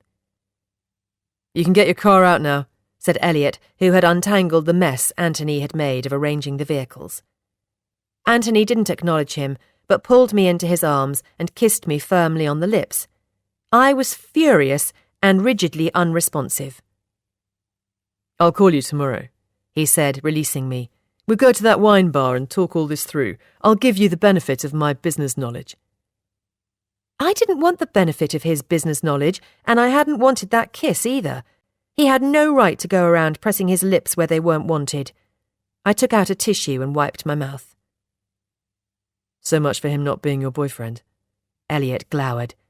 He's not, I said. He's really not. Well, you better tell him that then, hadn't you? He said, walking away, because that kiss suggested otherwise, and so did what he said to me earlier. What are you talking about? When we were taking those bottles off the table, he said, spinning round to face me, which, by the way, there was absolutely nothing wrong with, Anthony made it very clear that you and he were an item, and that if I'd got any romantic feelings for you, then I should forget about them as soon as possible. Chapter 25. I tried not to dwell on what else Anthony might have said to Elliot in the brief time they had been thrown together, and as no one else was in a rush to leave, turned the music up a little before going around with my notebook to talk over how the evening had gone. It turned out that Elliot wasn't the only person Anthony had had a quiet word with, and my resolve not to get distracted by his comments was soon tested to its limit. By all accounts, the evening was a huge success, and both Gemma and Jake were going to be among the first to book events, much to mine and Grandad's delight and relief. But they did have a couple of issues for me to iron out, as did practically everyone else. Thankfully, all of the problems were easily solved, minor things which were simple to address, and the largest, the safety of the barn itself, was soon dismissed by Tom and Jake. However, the one thing practically all of the issues had in common was that they had been flagged up by Anthony. As I made my way around, I realised that he'd had a word in everyone's ear, and he seemed to have contributed little that was positive to balance out his gripes. That, Added to what he'd said to Elliot about steering clear of me and his gaslighting over the strength of the drinks table, combined to leave me with a bitter taste in my mouth. Considering the sweetness of the menu, that was quite an accomplishment. Once the last of the guests had left, Grandad and I cheerfully talked about the success the evening had been, along with what we should plan to do next, and then he left me and the Randalls to tidy away. I didn't mention Anthony's antics, and as I watched him walk back to the house, I knew one of us was guaranteed sweet dreams. "So," said Beck when we'd almost finished, "have you talked to the Rossies yet? Elliot said you've finally got the broadband connected now." "Yes," I smiled. "Thanks to your brother we have, and yes, I have talked to them." As we gathered the last few glasses and dishes together, I gave her a description of Marco, explaining how I thought she and him would be the perfect match, and she was enthralled. Even more so when Elliot asked if he was the hunk he'd seen on the photo in the library. Beck was someone else who wouldn't be having nightmares. I, on the other hand... I fell into bed feeling exhausted, but I hardly slept. Earlier in the day, I had imagined I would be too excited to sleep and would lay until dawn mulling over how well things had gone. But instead I was wondering why Anthony had gone out of his way to try and sabotage everything. First thing the following morning, I used the house phone to call him and made arrangements to meet. "This is a pleasant surprise," he said when I arrived in town. "I thought you'd be too busy clearing up to even think of me." Given his interference, I'd thought of little else. "Does this mean you'll have time for the wine bar later?" he hopefully added. "We tidied and sorted last night," I brusquely told him, "but none the more for that. I won't be going to the wine bar with you. Is there somewhere we can talk?" It was Bank Holiday Sunday, and still early, and as the town was having some sort of event in the park the next day, it looked like everyone was making the most of the day of rest. There was no sign of life anywhere other than the newsagents, and that was hardly the spot to have the kind of conversation I had in mind. "Actually," I said, climbing back into the Land Rover, "we can talk here. At least saying it behind closed doors will keep it private." Anthony looked rather taken aback. "We could drive on to Peterborough," he suggested. "There's bound to be a coffee shop open there." "No," I said, "I haven't got time for that." "Sit in my car then," he tried. "I can put the aircon on." "No thanks," I said, wanting to keep the conversation on my turf. "We can open the windows. It's not that hot, and don't worry, the seats are clean. You won't mess up your trousers." Sensing that I meant business, he got in and I cracked the windows open a little further. His aftershave was rather overpowering for so early in the day, but then he was always dressed for business and smelt ready for action whatever the hour. He never had a loose thread or a hair out of place, unlike Elliot, who constantly had mussed-up hair thanks to his bike helmet and clothes full of comfortable creases to match. "So?" Anthony said when I didn't say anything. "So," I echoed back, pushing thoughts of Elliot's hair and wardrobe aside. I'd rehearsed what I was going to say 100 times between asking him to meet me and arriving in the market square, but now it seemed rather dramatic. In the cold light of day, and faced with the fact that he clearly had no idea why I had summoned him, I began to wonder if I'd got his words and actions a little out of proportion.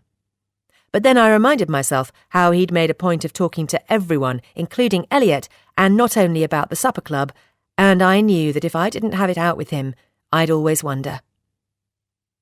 "About last night," I began. "A roaring success," he beamed. "I don't think it could have gone any better, could it?" I turned to face him. "Or not?" he questioned, taking me in. "Did something happen after I left? I'm sorry I had to duck out just as it was getting going, and I know I messed up with the parking. That sort of thing really isn't my forte, I'm afraid. I did try and tell your Grandad. I hope it didn't cause too much of a rumpus." "No," I said, "it didn't." "Thank goodness for that." He sounded genuinely relieved. "So, what is it then? You don't look like someone who's just successfully unveiled a business idea, Fliss." "The thing is," I said, launching before I lost the nerve, When I went around after you'd gone and asked everyone about the venue and how they felt the evening was going, they all had a bit of a niggle. Right. Nothing major and all easily addressed. So that was good then, wasn't it? Well, yes, I said, but the thing was... The thing was what? He asked when I faltered. The thing was, I said, taking a deep breath, that all of the problems I had to address had been pointed out by you. He looked at me and blinked. And what I want to know, I said, my voice getting louder, is why. Why did you put those doubts in everyone's heads when you knew how desperately I wanted the evening to be a success? You know how much I want the supper club to work, and yet you went around disrupting it. There, I'd said it. I'm sorry, what? Anthony asked, shaking his head. I want to know why you tried to mess it up. Mess it up, he repeated, sounding perplexed.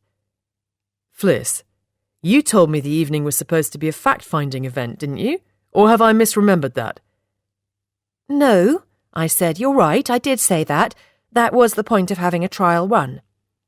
OK, so the focus of the evening was to iron out and address any problems before you invested any money, right? Right, I swallowed. You put the event on not only with the intention of showing everyone how great your idea could be and what a good cook you are, but also to find out if you had missed any issues in your planning that might later trip you up, yes? Yes, I squeaked. You didn't really want everyone to just tell you how clever you were and not look beyond the pretty flowers, delicious food and twinkly lights, did you? I mulled that over for a moment. No, I then huskily answered, of course not. Anthony lifted his hands and let them drop in his lap. And yet you're accusing me of messing things up when all I really did was take an objective look at the situation and talk to your guests in the hope that you might take the opportunity to resolve any issues that those exchanges flagged up. I chewed my lip and looked out of the window. At the pub, Jim was watering the colourful flower baskets and Evelyn was putting out the chalkboard. I thought I was being helpful, Anthony said, sounding hurt, and I realised I could hardly blame him. As far as highlighting any potential problems was concerned, he'd achieved that. I was the one actually at fault because I'd got caught up looking at everything through rose-tinted specs. But what about what you said to Elliot? I pointed out, remembering that Anthony's comments hadn't been all business. He said you warned him off me. I think warned him off is a bit strong, Anthony tutted. I just let him know I'm looking out for you. I know you said that I'd got him all wrong, but watching the pair of you last night showed me how he's wormed his way into your affections, and I'm sorry, but I still don't trust him. I know that will make you angry, but it's the truth. I hadn't realised he'd been watching us. And, I suppose, although it pains me to admit it, Anthony carried on when I didn't comment, I was a bit jealous. Jealous? Yes, he said. I'd give anything for you to look at me the way you look at him. Oh. I hadn't realised I did look at Elliot in a certain way. I hoped no one else had noticed whatever expression I had on my face when our eyes met. But that, Anthony added, had nothing to do with any of what I said to everyone else. I didn't have some sort of ulterior motive, even though you've just suggested otherwise. Now it was his turn to stare out of the window. Oh, Anthony, I said. I'm sorry. Even though we weren't on the same page about the heroic carer, I did now feel bad for using him in my failed attempt to make Elliot think that I'd moved on. Not that I was about to reveal that. Now I knew Anthony harboured genuinely romantic feelings for me. Coming clean would only make him feel even worse, and me even more guilty. It doesn't matter, he shrugged, but his tone implied it did. Your response to my kiss last night was a clear enough indication that you don't feel the same way about me, and as far as the other stuff's concerned, it was just my business head talking. I'm so driven, I do come across a bit strong because I don't know how to switch off.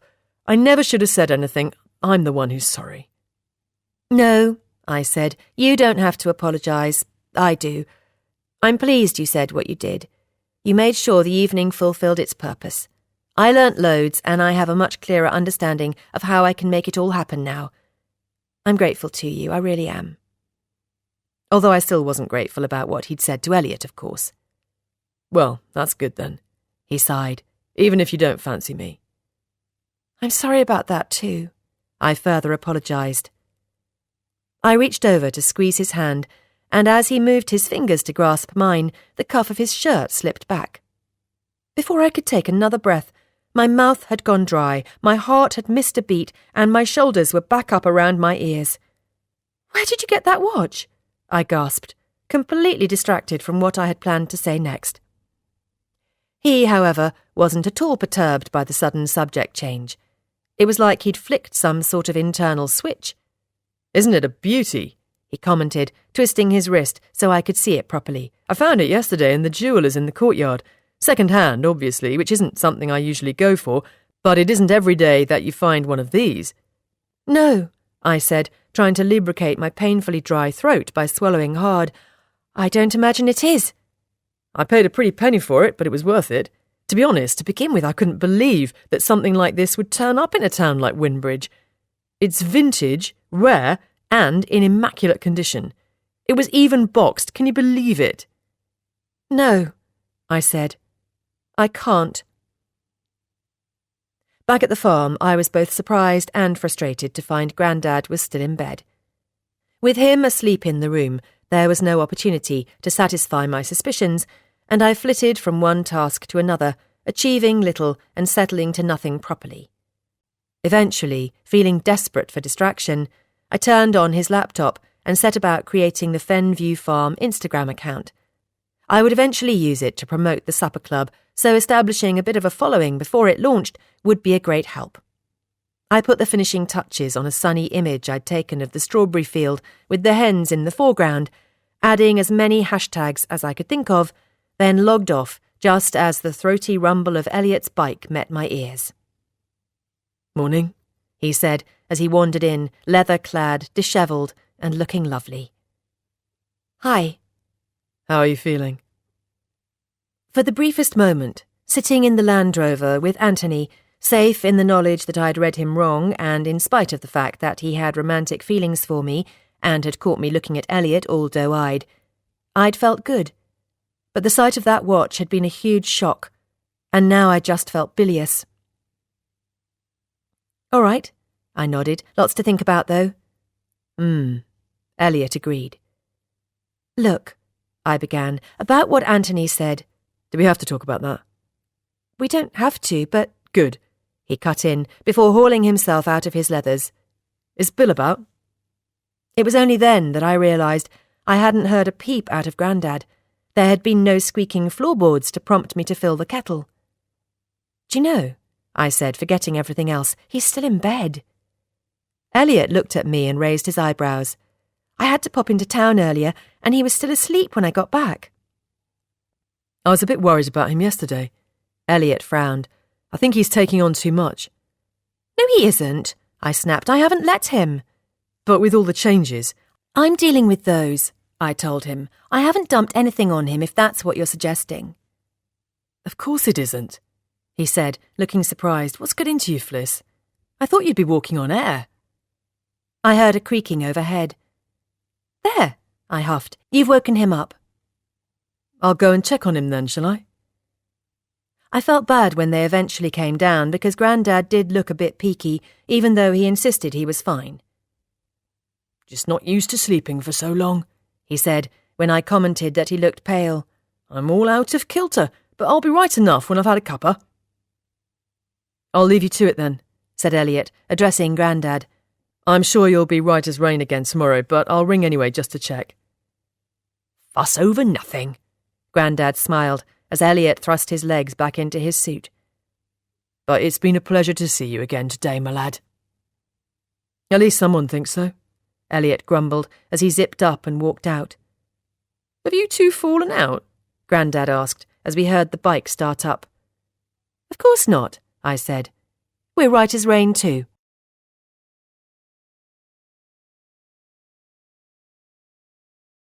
End of CD 10. CD 11.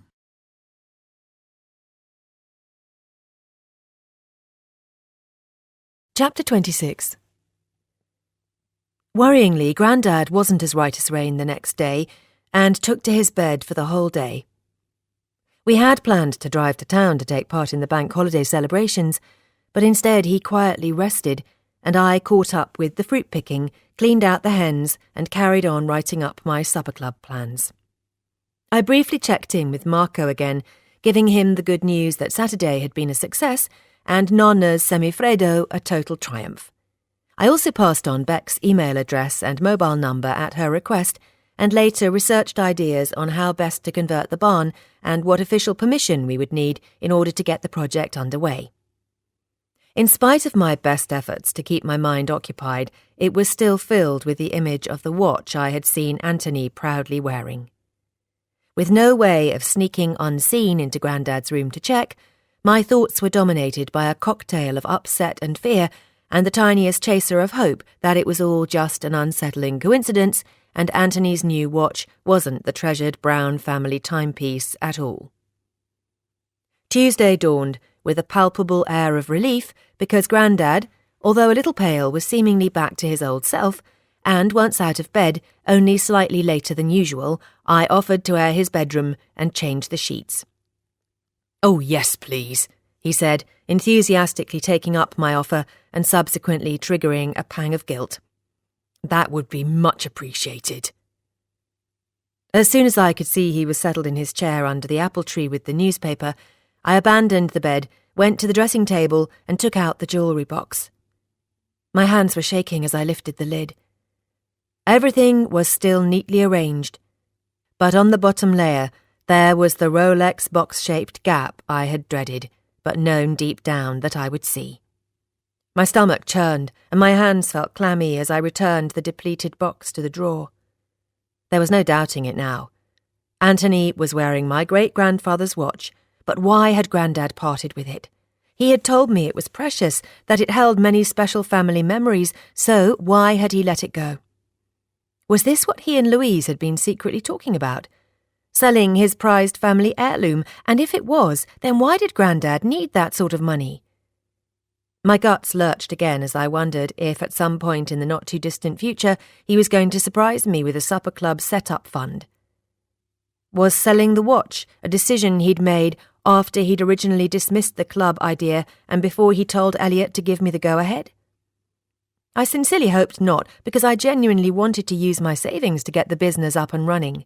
I could easily work to replace the cash, but no amount of filled punnets and boxes of apples would be able to replace the watch. I remade the bed and rushed downstairs, remembering that Anthony had said he'd found the watch in the jeweller's in the courtyard. I would go there and quiz the staff before talking to Grandad. Anything to put off having to face the potentially unpalatable truth that he had parted with his treasure to help fulfill my vision. He walked back into the kitchen just as I arrived in it, and I quickly scooped up my bag along with the Land Rover keys. "How are you feeling?" I asked. If he wasn't able to convince me that he was at least 95% better, then my quest would have to wait. "I'm fine," he said, waving my concern away. "Don't fuss." His impatient dismissal was good enough for me. If he was well enough to object to my coddling, then he was well enough to be left alone for an hour or so. "But I'm a bit worried about the weather," he added. "The weather?" "Yes," he said. "I reckon there's a storm brewing, and that won't be good news for our fruit." The sky I could see through the window was blue for as far as my eyes could see. "I'm sure it will be fine," I said, thinking he was fretting over nothing. "You haven't experienced a Windbridge storm yet, have you?" he pointed out. "Where are you off to all of a sudden?" "I need to pop to town," I told him. "I won't be long. Do you need anything picking up?" "No," he said, looking outside again. "I don't think so, but you better hang on a minute. There's someone just pulled onto the drive." I felt my frustration grow as I looked out the door and saw a man dressed in a suit climb out of his car, reach back inside for a clipboard, and then stride over to the barn. Before I'd had a chance to take a step, he'd slipped inside. "The cheeky bugger," said Grandad, clearly irritated, as was I. "I'll go," I firmly said. The last thing I needed was for him to get riled up. "Why don't you put the kettle on?" I suggested. "Whoever he is, he's bound to expect tea. Everyone around here does." "I don't think so," Grandad muttered, but he filled the kettle anyway. "Can I help you?" I demanded as I marched into the barn and found the man sticking his rather beaky nose into the boxes which held some of Grandad's collection. "That's private property, as is this barn. What do you think you're doing?" He turned to look at me, in his own time, which was irritatingly much slower than mine, then consulted the clipboard in his hand. "Felicity Brown?" he questioned. He both looked and sounded annoyingly smug. "Yes," I said, standing straighter. "That's me. What do you want and who are you?" "My name is Peter Paget. I'm from the council." "Right," I said, raising my eyebrows in the hope that it might encourage him to elaborate. He took his time looking around, beadily taking everything in before he spoke again. "I'm here to discuss an event which occurred here at the weekend." "You'd better come into the house then," I said, attempting to usher him out. I had no idea as to what there could possibly be to discuss, but I didn't like seeing him in the barn any more than I had liked watching him poke his nose into Grandad's things. "Mr. Paget," I bluntly said to Grandad when we went into the house, "from the council, here to discuss Saturday night." Grandad looked as clueless as I felt. "Tea?" he offered. "No, thank you," Peter Paget said, again checking something on his clipboard. "Was this the kitchen where the food that was served on Saturday was prepared?" "Yes," I frowned. He pulled a pen out of his top pocket and put a tick next to something I couldn't read because it was upside down and too far away. I gripped the back of a chair. My frustration with being held up was already on a slow rolling boil, and I could feel it bubbling faster with every second. "And," he said, glancing up from the sheet, "the barn that we were just in was where the food was served, was it?" "Yes," I said again, raising my eyebrows in Grandad's direction, "but I'm guessing you already know that." "I just need you to confirm it, Miss Brown," he said with a nauseating smile.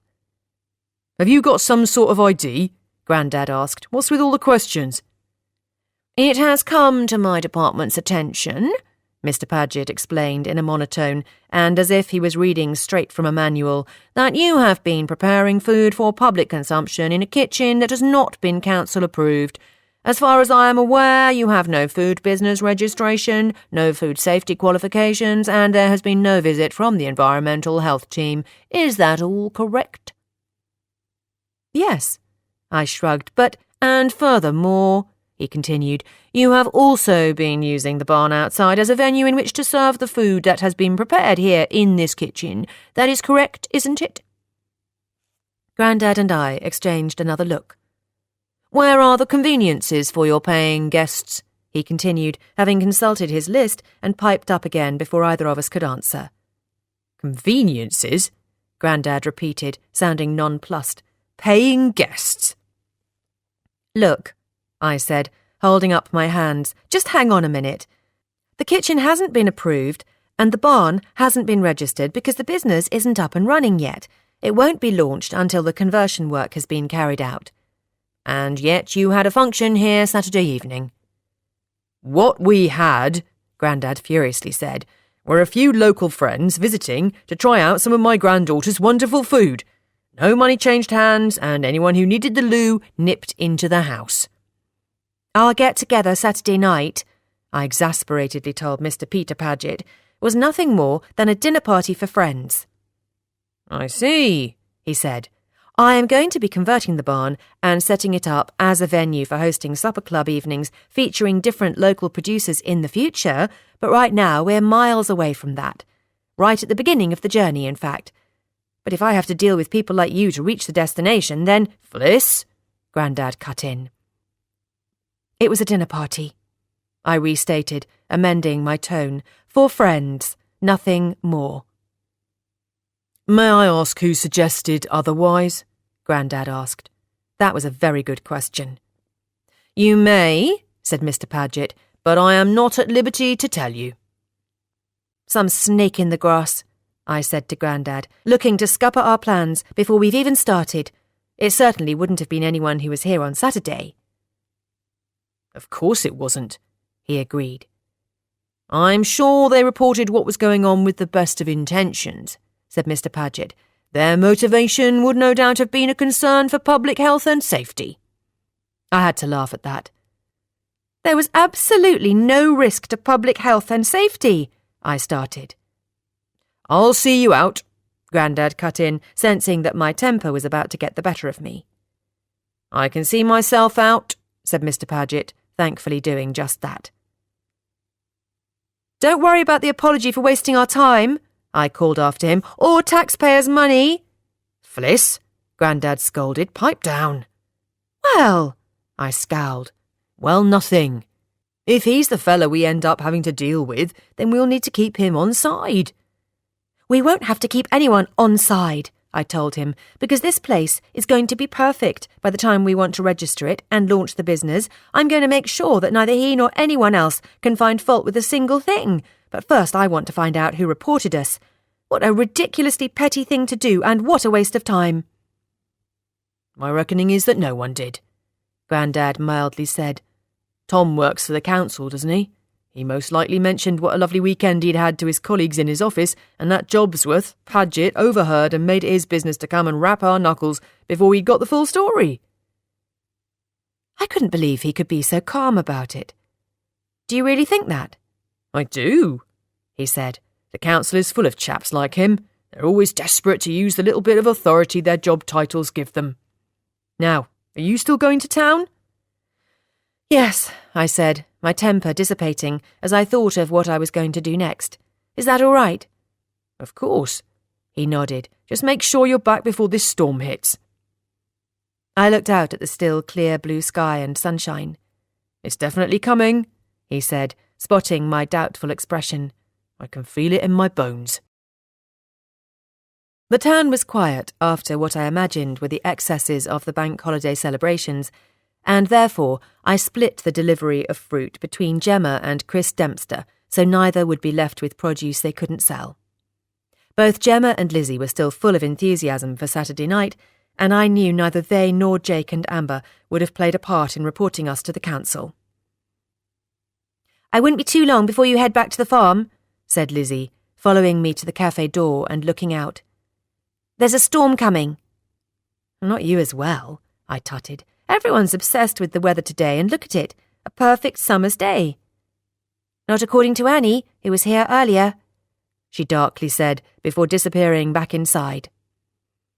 Bella and Princess were sitting outside the boutique when I walked around to the courtyard. Hello, my love. Bella warmly smiled. Are you coming to see me? Not today, I'm afraid, I said, reluctantly turning towards the jeweller's. I hesitated, taking in the peeling signage and gloomy interior. The little shop would have been a perfect addition to Diagon Alley, and when I stepped over the threshold, I discovered that the proprietor could have been mistaken for Mr. Ollivander himself.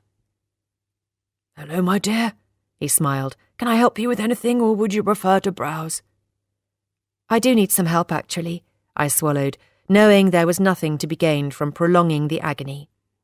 I want to ask you about something that I believe you had for sale here recently. Ask away, the shopkeeper obligingly said. I'll willingly help if I can. It was a watch, I said, my voice catching. A gent's Rolex? The 1940s rose gold square. He beamed.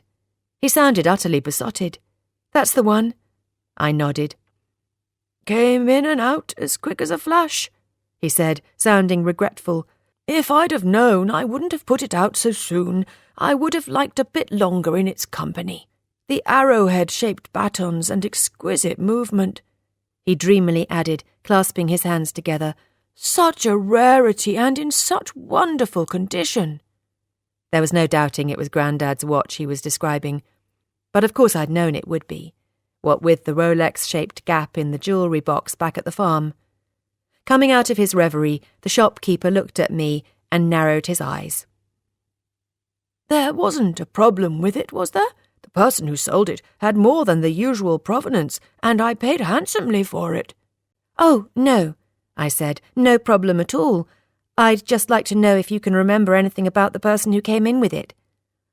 "Oh, well," he began, taking a step back. "I'm not sure." "Please," I pleaded. "It's very important." He tussled with his conscience for a moment or two. "It was a woman," he eventually said. "Middle-aged, curly grey hair. I can't recall her name, but she's local. I'm sure I've seen her about the town." I muttered a hurried thank you, left the shop, and walked back to the square, where I stood and rested my head on the Land Rover door while I thought about what to do next. The only conclusion I could come to was that Grandad had sold the watch to fund the club, and I felt sorely disappointed in Louise for not talking him out of it. I bet if Elliot had known what was going on, he'd have put a stop to it and told me to boot. A sharp gust of wind tugged at the bottom of my t-shirt, and I noticed it felt much cooler than before. I looked up and found the sun had all but disappeared behind a sky loaded with dark clouds. The anticipated storm was coming. It was the perfect portent, and I shivered with more than the chill. "Fliss," said a voice close by, "are you all right?" "Oh, Anthony," I said, feeling dazed and, for the moment, unguarded. "No, not really. I've just had a bit of bad news. I think I need to sit down." "Come on," he said. "Let's go over to the pub." He steered me into a seat next to the door and then went to the bar. "Here," he said when he came back. "Drink this straight down." I gulped down the contents of the glass in one and spluttered as the heat of the amber liquid burned my throat. "What was that?" I gasped. "Brandy." "I can't drink brandy," I told him, still coughing. "I'm driving." It was only a small one. He walked back to the bar and returned with 2 glasses of Coke packed full of ice. As he sat down, I couldn't help noticing that he was wearing the watch again. The sight of it undid most of the good the brandy had just done. "What's going on?" he asked, a deep frown etched across his forehead. "You looked as though you were either about to throw up or keel over out there." "I've just had a bit of a shock," I said, as I took a sip of the sweet chilled Coke and began to feel a little more in control. "Oh no," he said. "What is it? Trouble at mill?" He said it with an awful Yorkshire accent, no doubt trying to raise a smile, but he hadn't got a chance of that. "No, trouble at the farm, of course," I snapped. Grandad's worrying bout of tiredness, Mr. Paget's unsettling visit, and the sadness of the lost Rolex, all wrapped up in something else I couldn't quite grasp, swam around my head in a kind of cloying and gloopy soup that I couldn't wade through. "What's going on?" Anthony asked, leaning closer and giving me another glimpse of the watch. "It's nothing to do with our crossed wires after Saturday night, is it?" "No," I said, wishing he'd pick up the glass with his other hand. "Nothing to do with that." Or was it? "What then?"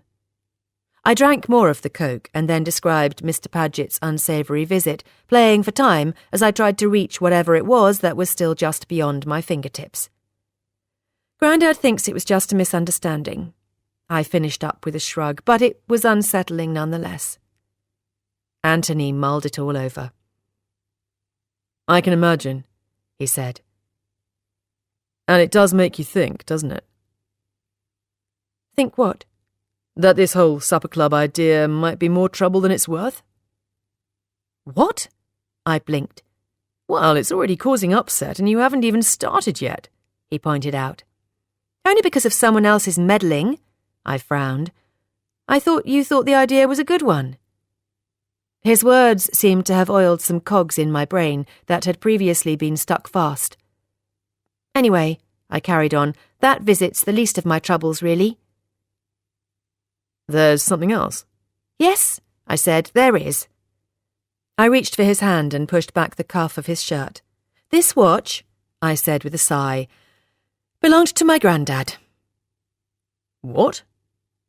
"It's true," I said. "It was his most treasured piece of family history, aside from the farm, of course, and last week Louise sold it, and I'm still trying to—" He didn't give me the chance to explain that she and Grandad had been scheming over it together.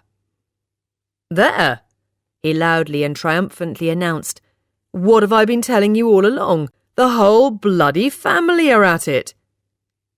No, I began, but he talked right over me. Louise and the watch, Elliot and his undue influence, and Rebecca with her bout of teenage shoplifting. The whole Randall family's rotten to the core. You should be thanking me, Fliss. I looked at him aghast. Well, I'm sorry. He frowned. I know you want to think the best of Elliot. No, I said, this time interrupting him. You said it was Elliot who was caught shoplifting, not Beck. You said he'd pinched stuff, and that now he'd moved on to bigger things, such as old ladies' savings. Did I? He shrugged, as if it didn't matter at all. Well, it was one of them, and with a mother like that, it's little wonder, is it? Bill's going to be absolutely devastated. If I were you, he said, his tone softening as he turned to look at me, I'd forget all about your plans for the business and focus on making sure this blow doesn't finish the old fella off. I mean, there are bound to be quicker ways to make money out of that barn, you know. Everyone in the bar let out a collective screech as lightning suddenly lit the pub up. It was a blinding flash, and in the second it struck, everything I had been trying to work out fell into place. "Oh, my God!" I gasped, as a deep and menacing rumble of thunder rolled overhead. "Am I right, or am I right?" Anthony nodded, looking smug. I couldn't believe I had been so blind to what had been in front of me all along. "This is all about you, isn't it?" I shot at him. "You want the barn, don't you? That's what this has all been about. I thought I was using you as a smokescreen to hide my feelings for Elliot, but actually you were using your bullshit about him as camouflage to try and distract me." "What are you talking about, Fliss?" Anthony scowled, but I knew I was right. There was no point in him denying it because I'd finally worked it out. "The only rumour you've heard about Elliot is the one you made up," I started. "Anything wrong with the safety of the barn is all in your head. You didn't put all those questions in everyone's heads Saturday night with the best of intentions, and you were the one who reported us to the council." "Now, wait a minute." "No," I said, raising my voice. "You wait a minute. I know that Grandad and Louise cooked up that plan to sell the watch together, and you've just implied that Louise stole it. You've rather shot yourself in the foot, haven't you?" He wasn't looking quite so smug anymore, and I felt like Angela Lansbury on a roll. "Does Grandad know you want the barn?" I demanded. "Is that why you were really at the farm the day I came home and found you in the kitchen?" "Of course he bloody knows," Anthony nastily said. "He was the one who approached me with a view to selling it. I offered him a good price, and he'd accepted it just before he went into hospital, and then you turned up with your bouncy personality and your great plans to save Fen View, and it all went belly up." Grandad had told me about his fears that he was going to end up in a bungalow somewhere, but he'd never mentioned his vain attempt to put off the inevitable. What was his plan? To sell the farm off piece by piece as it got harder for him to manage until he was just left with the house? I was furious he hadn't told me, but also sickened and sad to think that he had thought this was his only option. "Has Grandad signed anything?" I choked. "Is there anything official to say he's selling it to you?" Anthony looked appalled.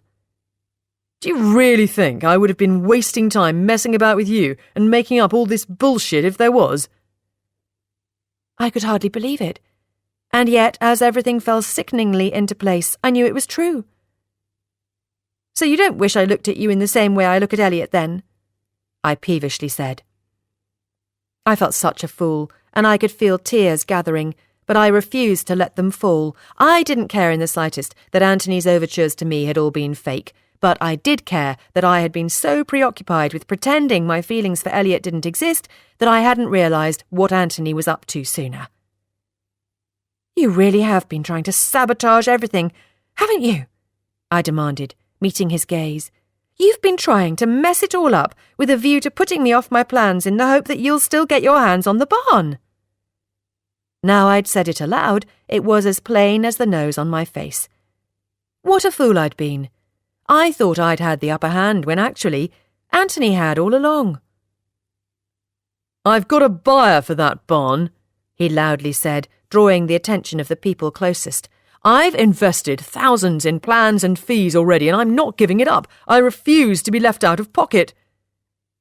"Oh my God," I gasped, as further recognition dawned. "That's why Grandad sold the watch. He wasn't going to offer the money to me. He was going to use it to pay you off. You're blackmailing him, aren't you?" Anthony smirked at my distress. He actually smirked. I'd never wanted to do someone a physical harm more. "And now I get the money and the watch," he said, turning smug again. "Take it off," I snarled. "What?" "You're not having it," I shouted. "Take it off."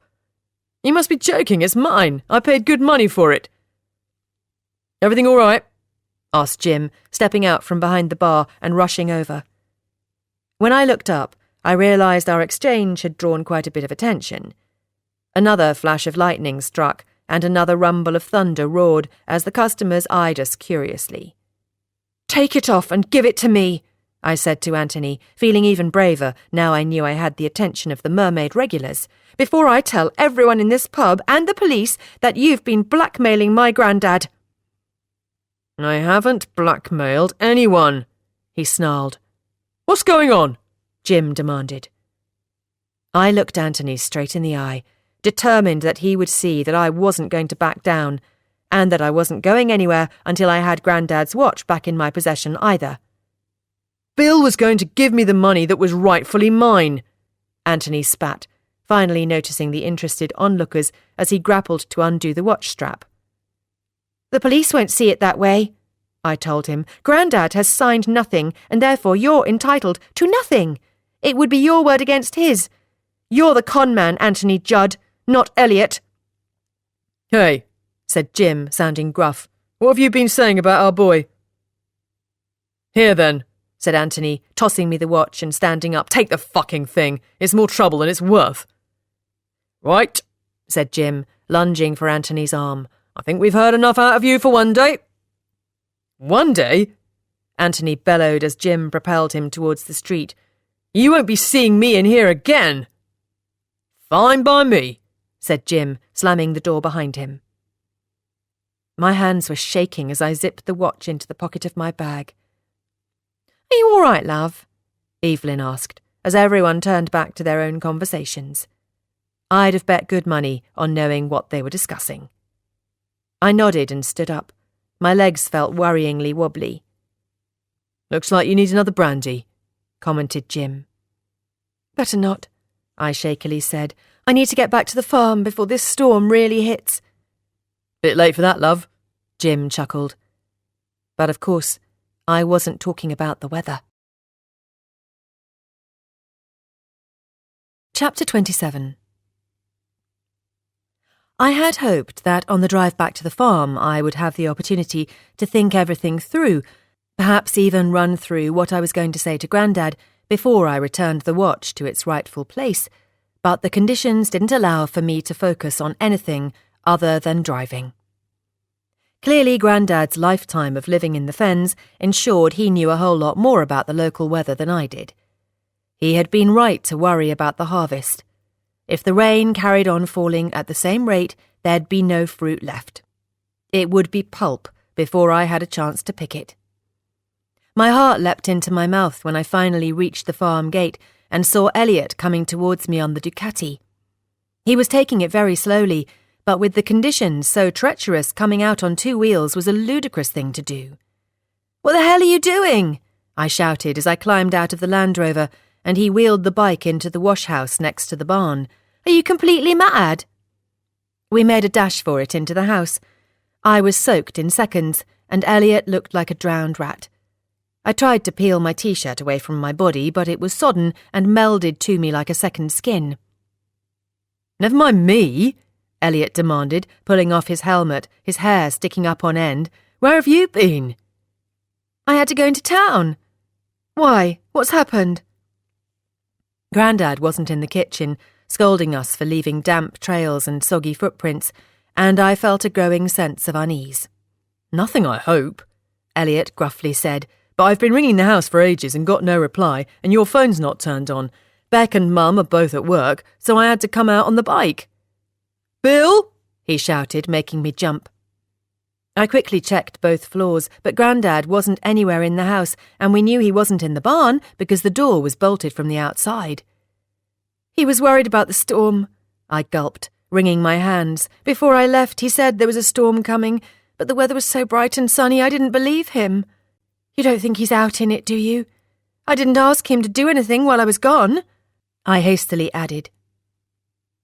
Well, if he's not in here, and he's not in the barn, then he must be, Elliot agitatedly said. I'll go and look. I'll come with you, I said, not bothering with a coat or umbrella as we rushed back out into the deluge. The rain was falling so hard it made it difficult to see, but when we were close enough, I spotted the hen run was empty. It could have been because the hens had shown some common sense for once and sought refuge in their coop, but the reaction in my gut suggested otherwise. "Grandad!" I shouted. The word came out as more of a sob, and I felt increasingly panicked as the storm raged and roared overhead. "Bill!" Elliot bawled next to me. The noise of the rain coupled with the thunder made it impossible to hear, and even if Grandad had shouted back, we wouldn't have heard him. "There!" pointed Elliot, what felt like forever but what was probably less than a minute later. "Over there, look!" We rushed over to the fruit cage, both of us skidding because the baked soil, unable to absorb the volume of water, had turned into a lethal slip and slide. "Oh, Grandad!" I said, rushing to his side and falling on my knees next to him. "I'm fine," he said as I threw my arms around him. "I'm fine." He was holding one of the hens under his arm, and I didn't need to look too closely to work out which one. "Take her, would you?" he said, thrusting her into my hands, "and let's get inside before we all freeze to death or drown." I rushed to deposit the shocked hen into the coop where the other two were snuggled down and bone dry, while Elliot gave Grandad a quick examination, and then the three of us walked carefully back to the house. "I slipped," Grandad said, between rumbles of thunder, trying to catch that stupid bird which had somehow got out onto the run. And when I got up, my hip felt a bit sore, so I thought I'd best wait for the cavalry rather than risk the slippery path back and going down again. "You did the right thing," Elliot sensibly said. "If you had fallen, you could have done untold damage and set your recovery back months." I wondered if a mild bout of hypothermia was preferable, as tears sprang to my eyes. "I shouldn't have gone into town," I sobbed, my voice catching. "I should have been the one rounding up the hens and checking the gates. You said there was a storm coming." "It's all right," said Grandad, trying to reassure me. "I didn't go down with a bang, so there's no harm done." "We'll let the professionals be the judge of that," Elliot firmly said. "But first, we need to get you dry and warm." It had almost stopped raining, and the thunder had headed north by the time Dr. Clark arrived, and Elliot and I found ourselves alone in the kitchen. He had helped Grandad out of his wet clothes, while I had found dry ones and towels, filled hot water bottles, and made tea. We had barely talked throughout the unfolding drama, and it was only as my heart rate started to settle that I remembered the watch in my bag which I'd abandoned on the chair. The thought of it caused another palpitation.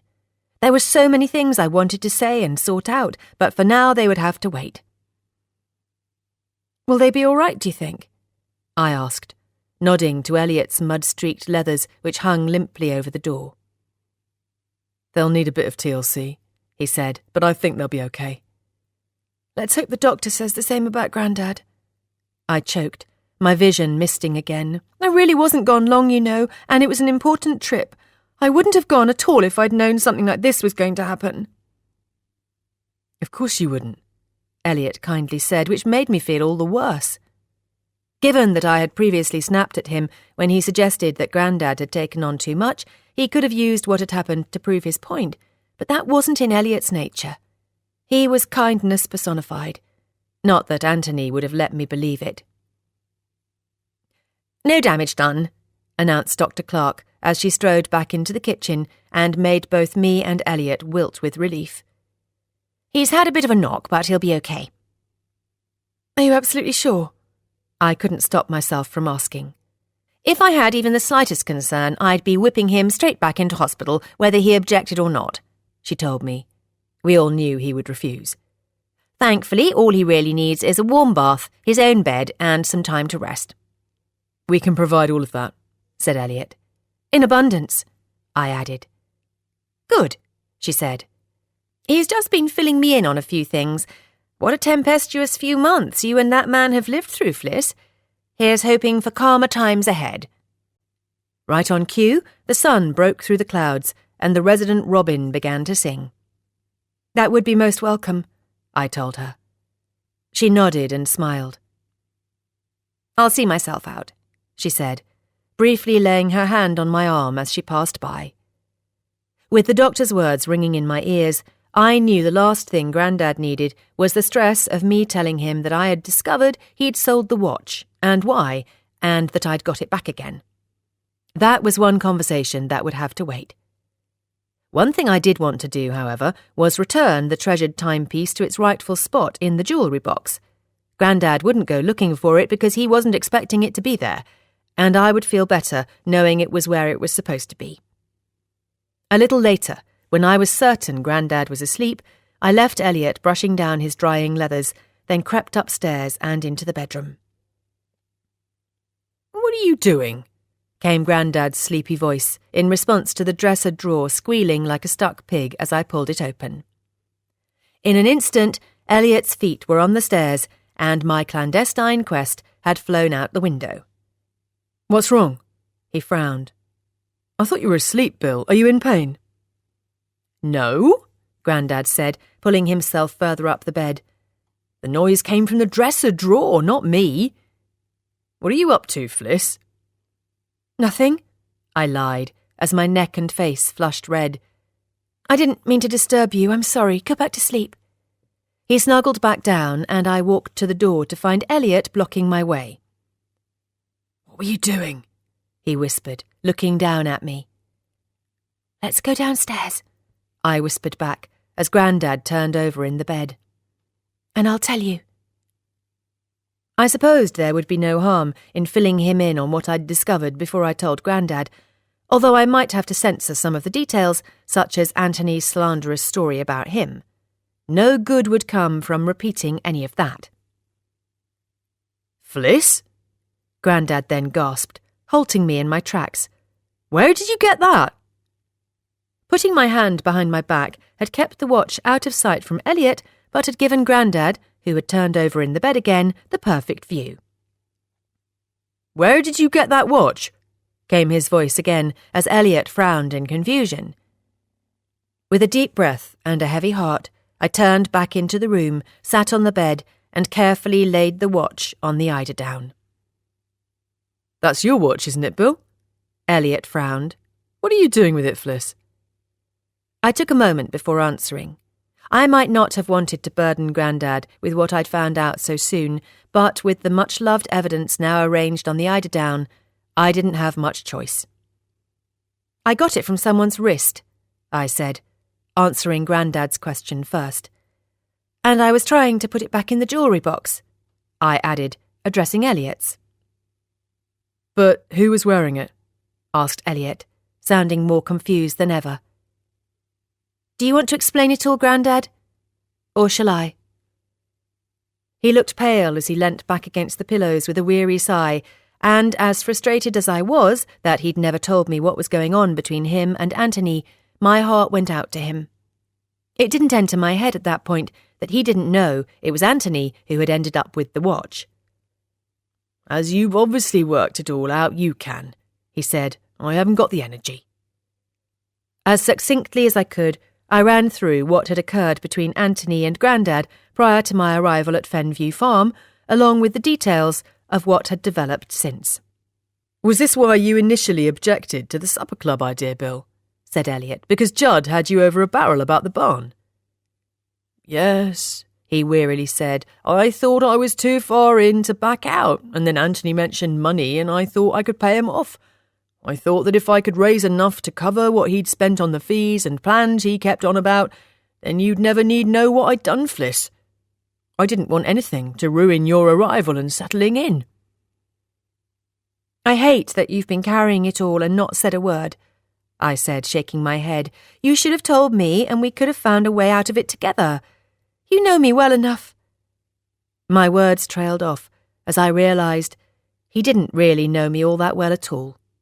We'd only been aware of each other's existence for a few weeks, and in that time he'd been grieving the loss of his daughter, and I was adapting to life without my mum. Dr. Clark had been right. We'd both had a tempestuous time recently, so it was little wonder things hadn't gone completely smoothly. Well, I carried on. There's no real harm done. The watch is back where it belongs. Anthony's not getting his hands on the barn, and that horrible Mr. Paget won't be bothering us again because he was only here at Anthony's bidding. But I still haven't paid him, Grandad said. I still haven't given Anthony his money.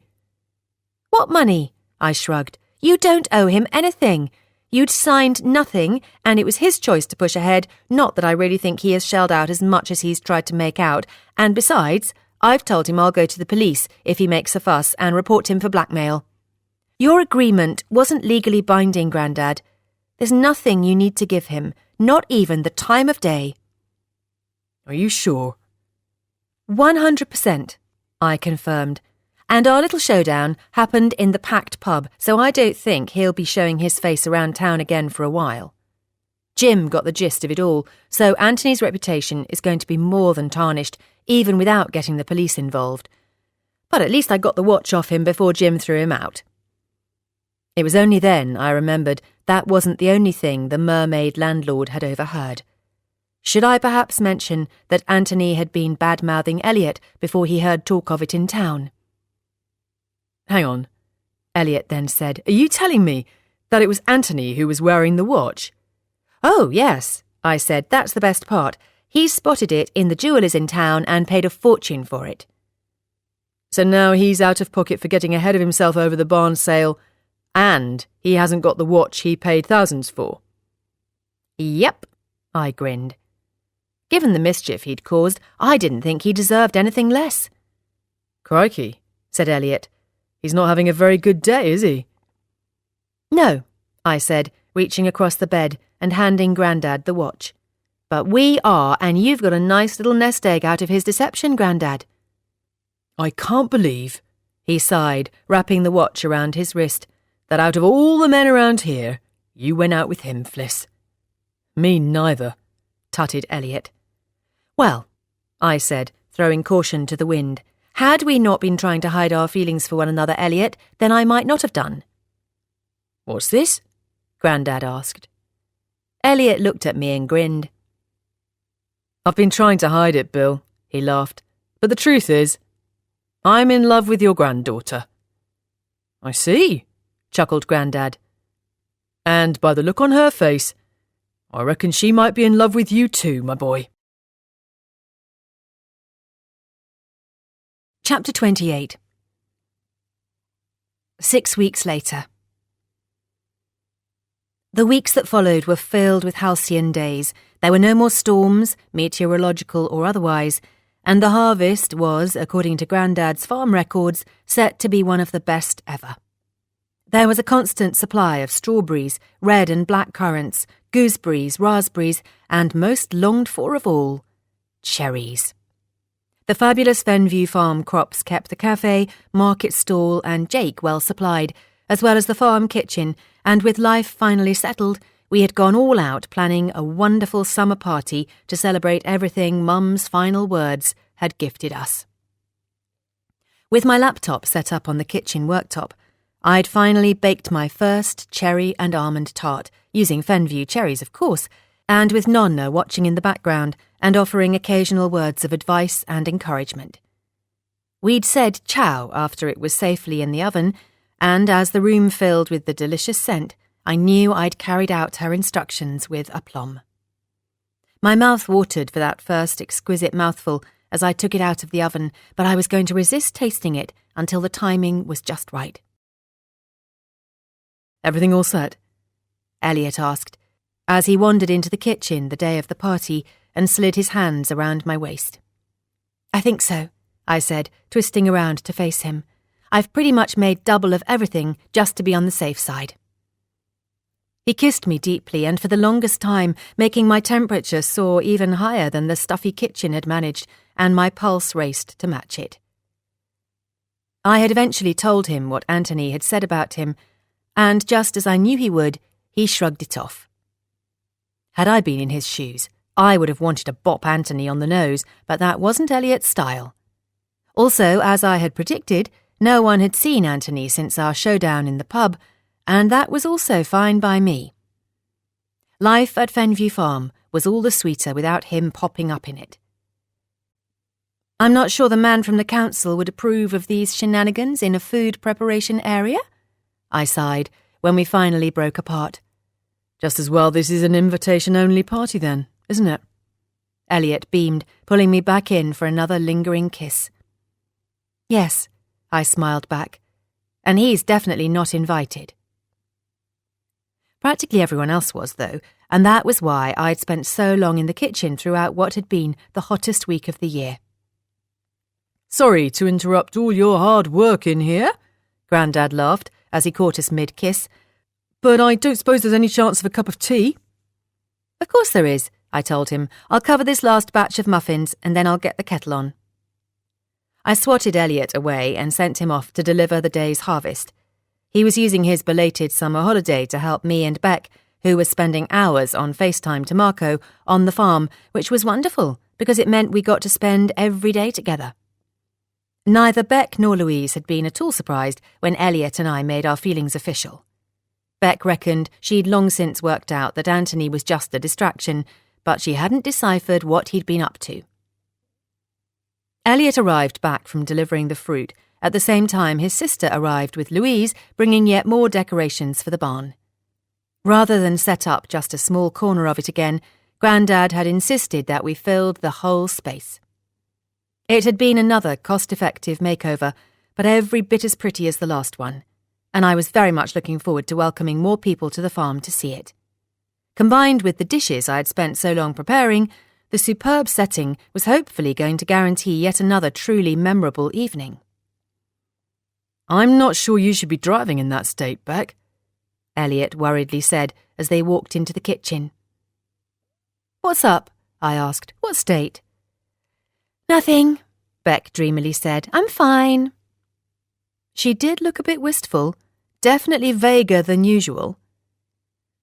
She's just got off the phone from Marco, said Louise, rolling her eyes. Again. It had taken me a little while to get over the part Louise had played in selling Grandad's watch, but because Grandad hadn't realised he wasn't legally bound to the deal with Anthony, he'd unwittingly led Louise to believe that he really had no choice, so I could understand why she'd gone along with it. I still wished she'd said something to me, but the ear-bashing she'd got from Elliot stopped me from holding a grudge. So, I said to Beck, have you booked your flight yet? I'd thought she and Marco would be a good match, but the depth of their attachment had taken us all by surprise. My departure from Puglia and the job vacancy I'd left behind had really made Marco grow up fast, and he was as genuinely taken with Beck as she was besotted with him. I have, she sighed. This time next week I'll be painting in Puglia. More like getting passionate in Puglia, Grandad put in as he joined us and we all laughed. As long as there's no life drawing, sis, Elliot teased. Oh, I don't know. I winked at Beck. Marco would make a wonderful subject. Hey, Elliot pouted, that's enough of that. Don't worry, big brother. Beck batted straight back at him. Fliss only has eyes for you. I should think so too, he said, holding my hand and kissing the back of it. Were the Cherry Tree team looking forward to tonight? Grandad asked him. Everyone's looking forward to tonight, he said, shaking his head. How many people have you invited, Bill? The whole town, I reckon, Grandad chuckled. The list just seems to keep growing. It's going to be great promo for the supper club, I said. I just hope I've made enough of everything. I looked nervously at the table and worktops, which were groaning under the weight of all the fruity treats and desserts. There's going to be more than enough, Elliot reassured me. We'd best get the car unloaded, said Beck, taking Louise with her. And I'm going to quickly check my emails, said Grandad. Marta was going to write today. Alone again, Elliot kissed me softly on the lips, and I felt goosebumps prickle my skin. in spite of the still hot temperature. I responded by gently dipping my tongue into his mouth, which made us both even warmer, and I wondered how we'd managed to keep our feelings for each other under wraps for so long. By early evening, the finishing touches were complete, and the barn was totally transformed. All that was left for me to do was fuss over the food and then get myself ready to welcome our guests. "You're looking very dapper," I said to Grandad, who I noticed was wearing a new shirt. "And is that—" "Yes," he said, pulling his sleeve further back, "it is. I thought it deserved a decent airing considering everything it's been through these last few weeks." "It suits you," I told him. The Rolex watch sat well on his wrist, and it was wonderful to see him wearing it. "And you're looking very pretty too," he smiled. "That dress was quite a find." Yet again Bella had come up trumps, this time with a simple 50s-inspired sundress. The denim blue cotton chambray had a strawberry motif stamped on it, and I had been so thrilled to find it that I had invited her and Princess along to the party. I wasn't sure how the cat was going to react to having her space invaded by a posh pooch, but we'd soon find out. "Thank you," I said, giving Grandad a twirl. "I'm really pleased with it, and I think you'll like the lady who sold it to me. She's very much looking forward to meeting you." "In that case," said Grandad, "we'd better get down to the barn so we're ready to welcome everyone, haven't we?" It was thankfully much cooler than it had been during the day, and we weren't waiting many minutes before the first guests arrived, although they weren't guests at all. "You look divine," said Elliot, slipping his hand into mine as Beck and Louise admired Grandad's new shirt. "That colour really suits you." He kissed me lightly on the collarbone, making my tummy tingle. "Thank you," I swallowed. "And I have to say, it's a pleasure to see your legs again." "Well," he said with a cheeky smile, "it was really too warm for leathers tonight." With more cars arriving, there was no time to get hot and flustered by thoughts of Elliot's legs encased in his bike leathers. I kissed him quickly and went to greet everyone while he turned on the twinkling fairy lights and Beck and Louise poured the drinks. As well as Bella and the Cherry Tree and Skylark farm contingent, there were also many of Grandad's farming neighbours, the owner of Brambles, another couple who ran a glamping site, and a whole gang from the local grand country house, which was called Winthorpe Hall. I had thought I'd been doing well getting to know everyone during the last few weeks, but apparently my small circle of new friends was about to be rapidly expanded.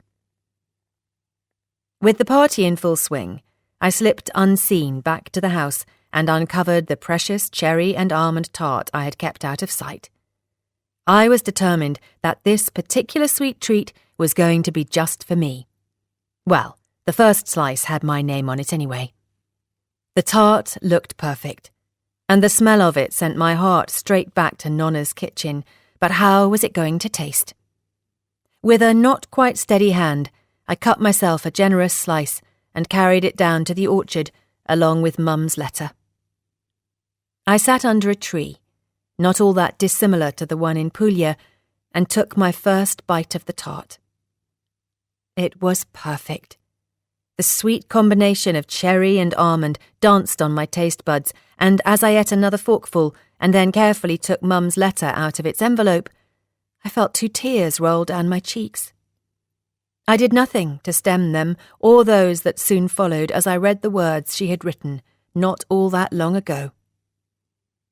"I think you might be a better fit for the family farm than I was too. I think your roots should be there, Fliss, buried in the British fenland soil, not planted here in Italy where I put them. I know I'm not in a position to make demands, but I think you should go to the farm and see it for yourself. It's called Fen View, and it's near a town called Winbridge. Go and find it, before you finally settle on your place in the world." "Well, I did it, Mum," I whispered, holding my fork aloft. "I found the farm, and you were right. I do fit here. As much as I love Puglia, my roots really do belong in the fenland soil." I took a moment to let my tears dry, and had almost finished savouring the last mouthful of Nonna's taste of home when I heard someone approaching. Fliss? Elliot called out, in much the same way that Marco had that night in Puglia. I'm here, I called back, watching as the light from his phone sought me out. Are you all right? He asked, pulling me to my feet.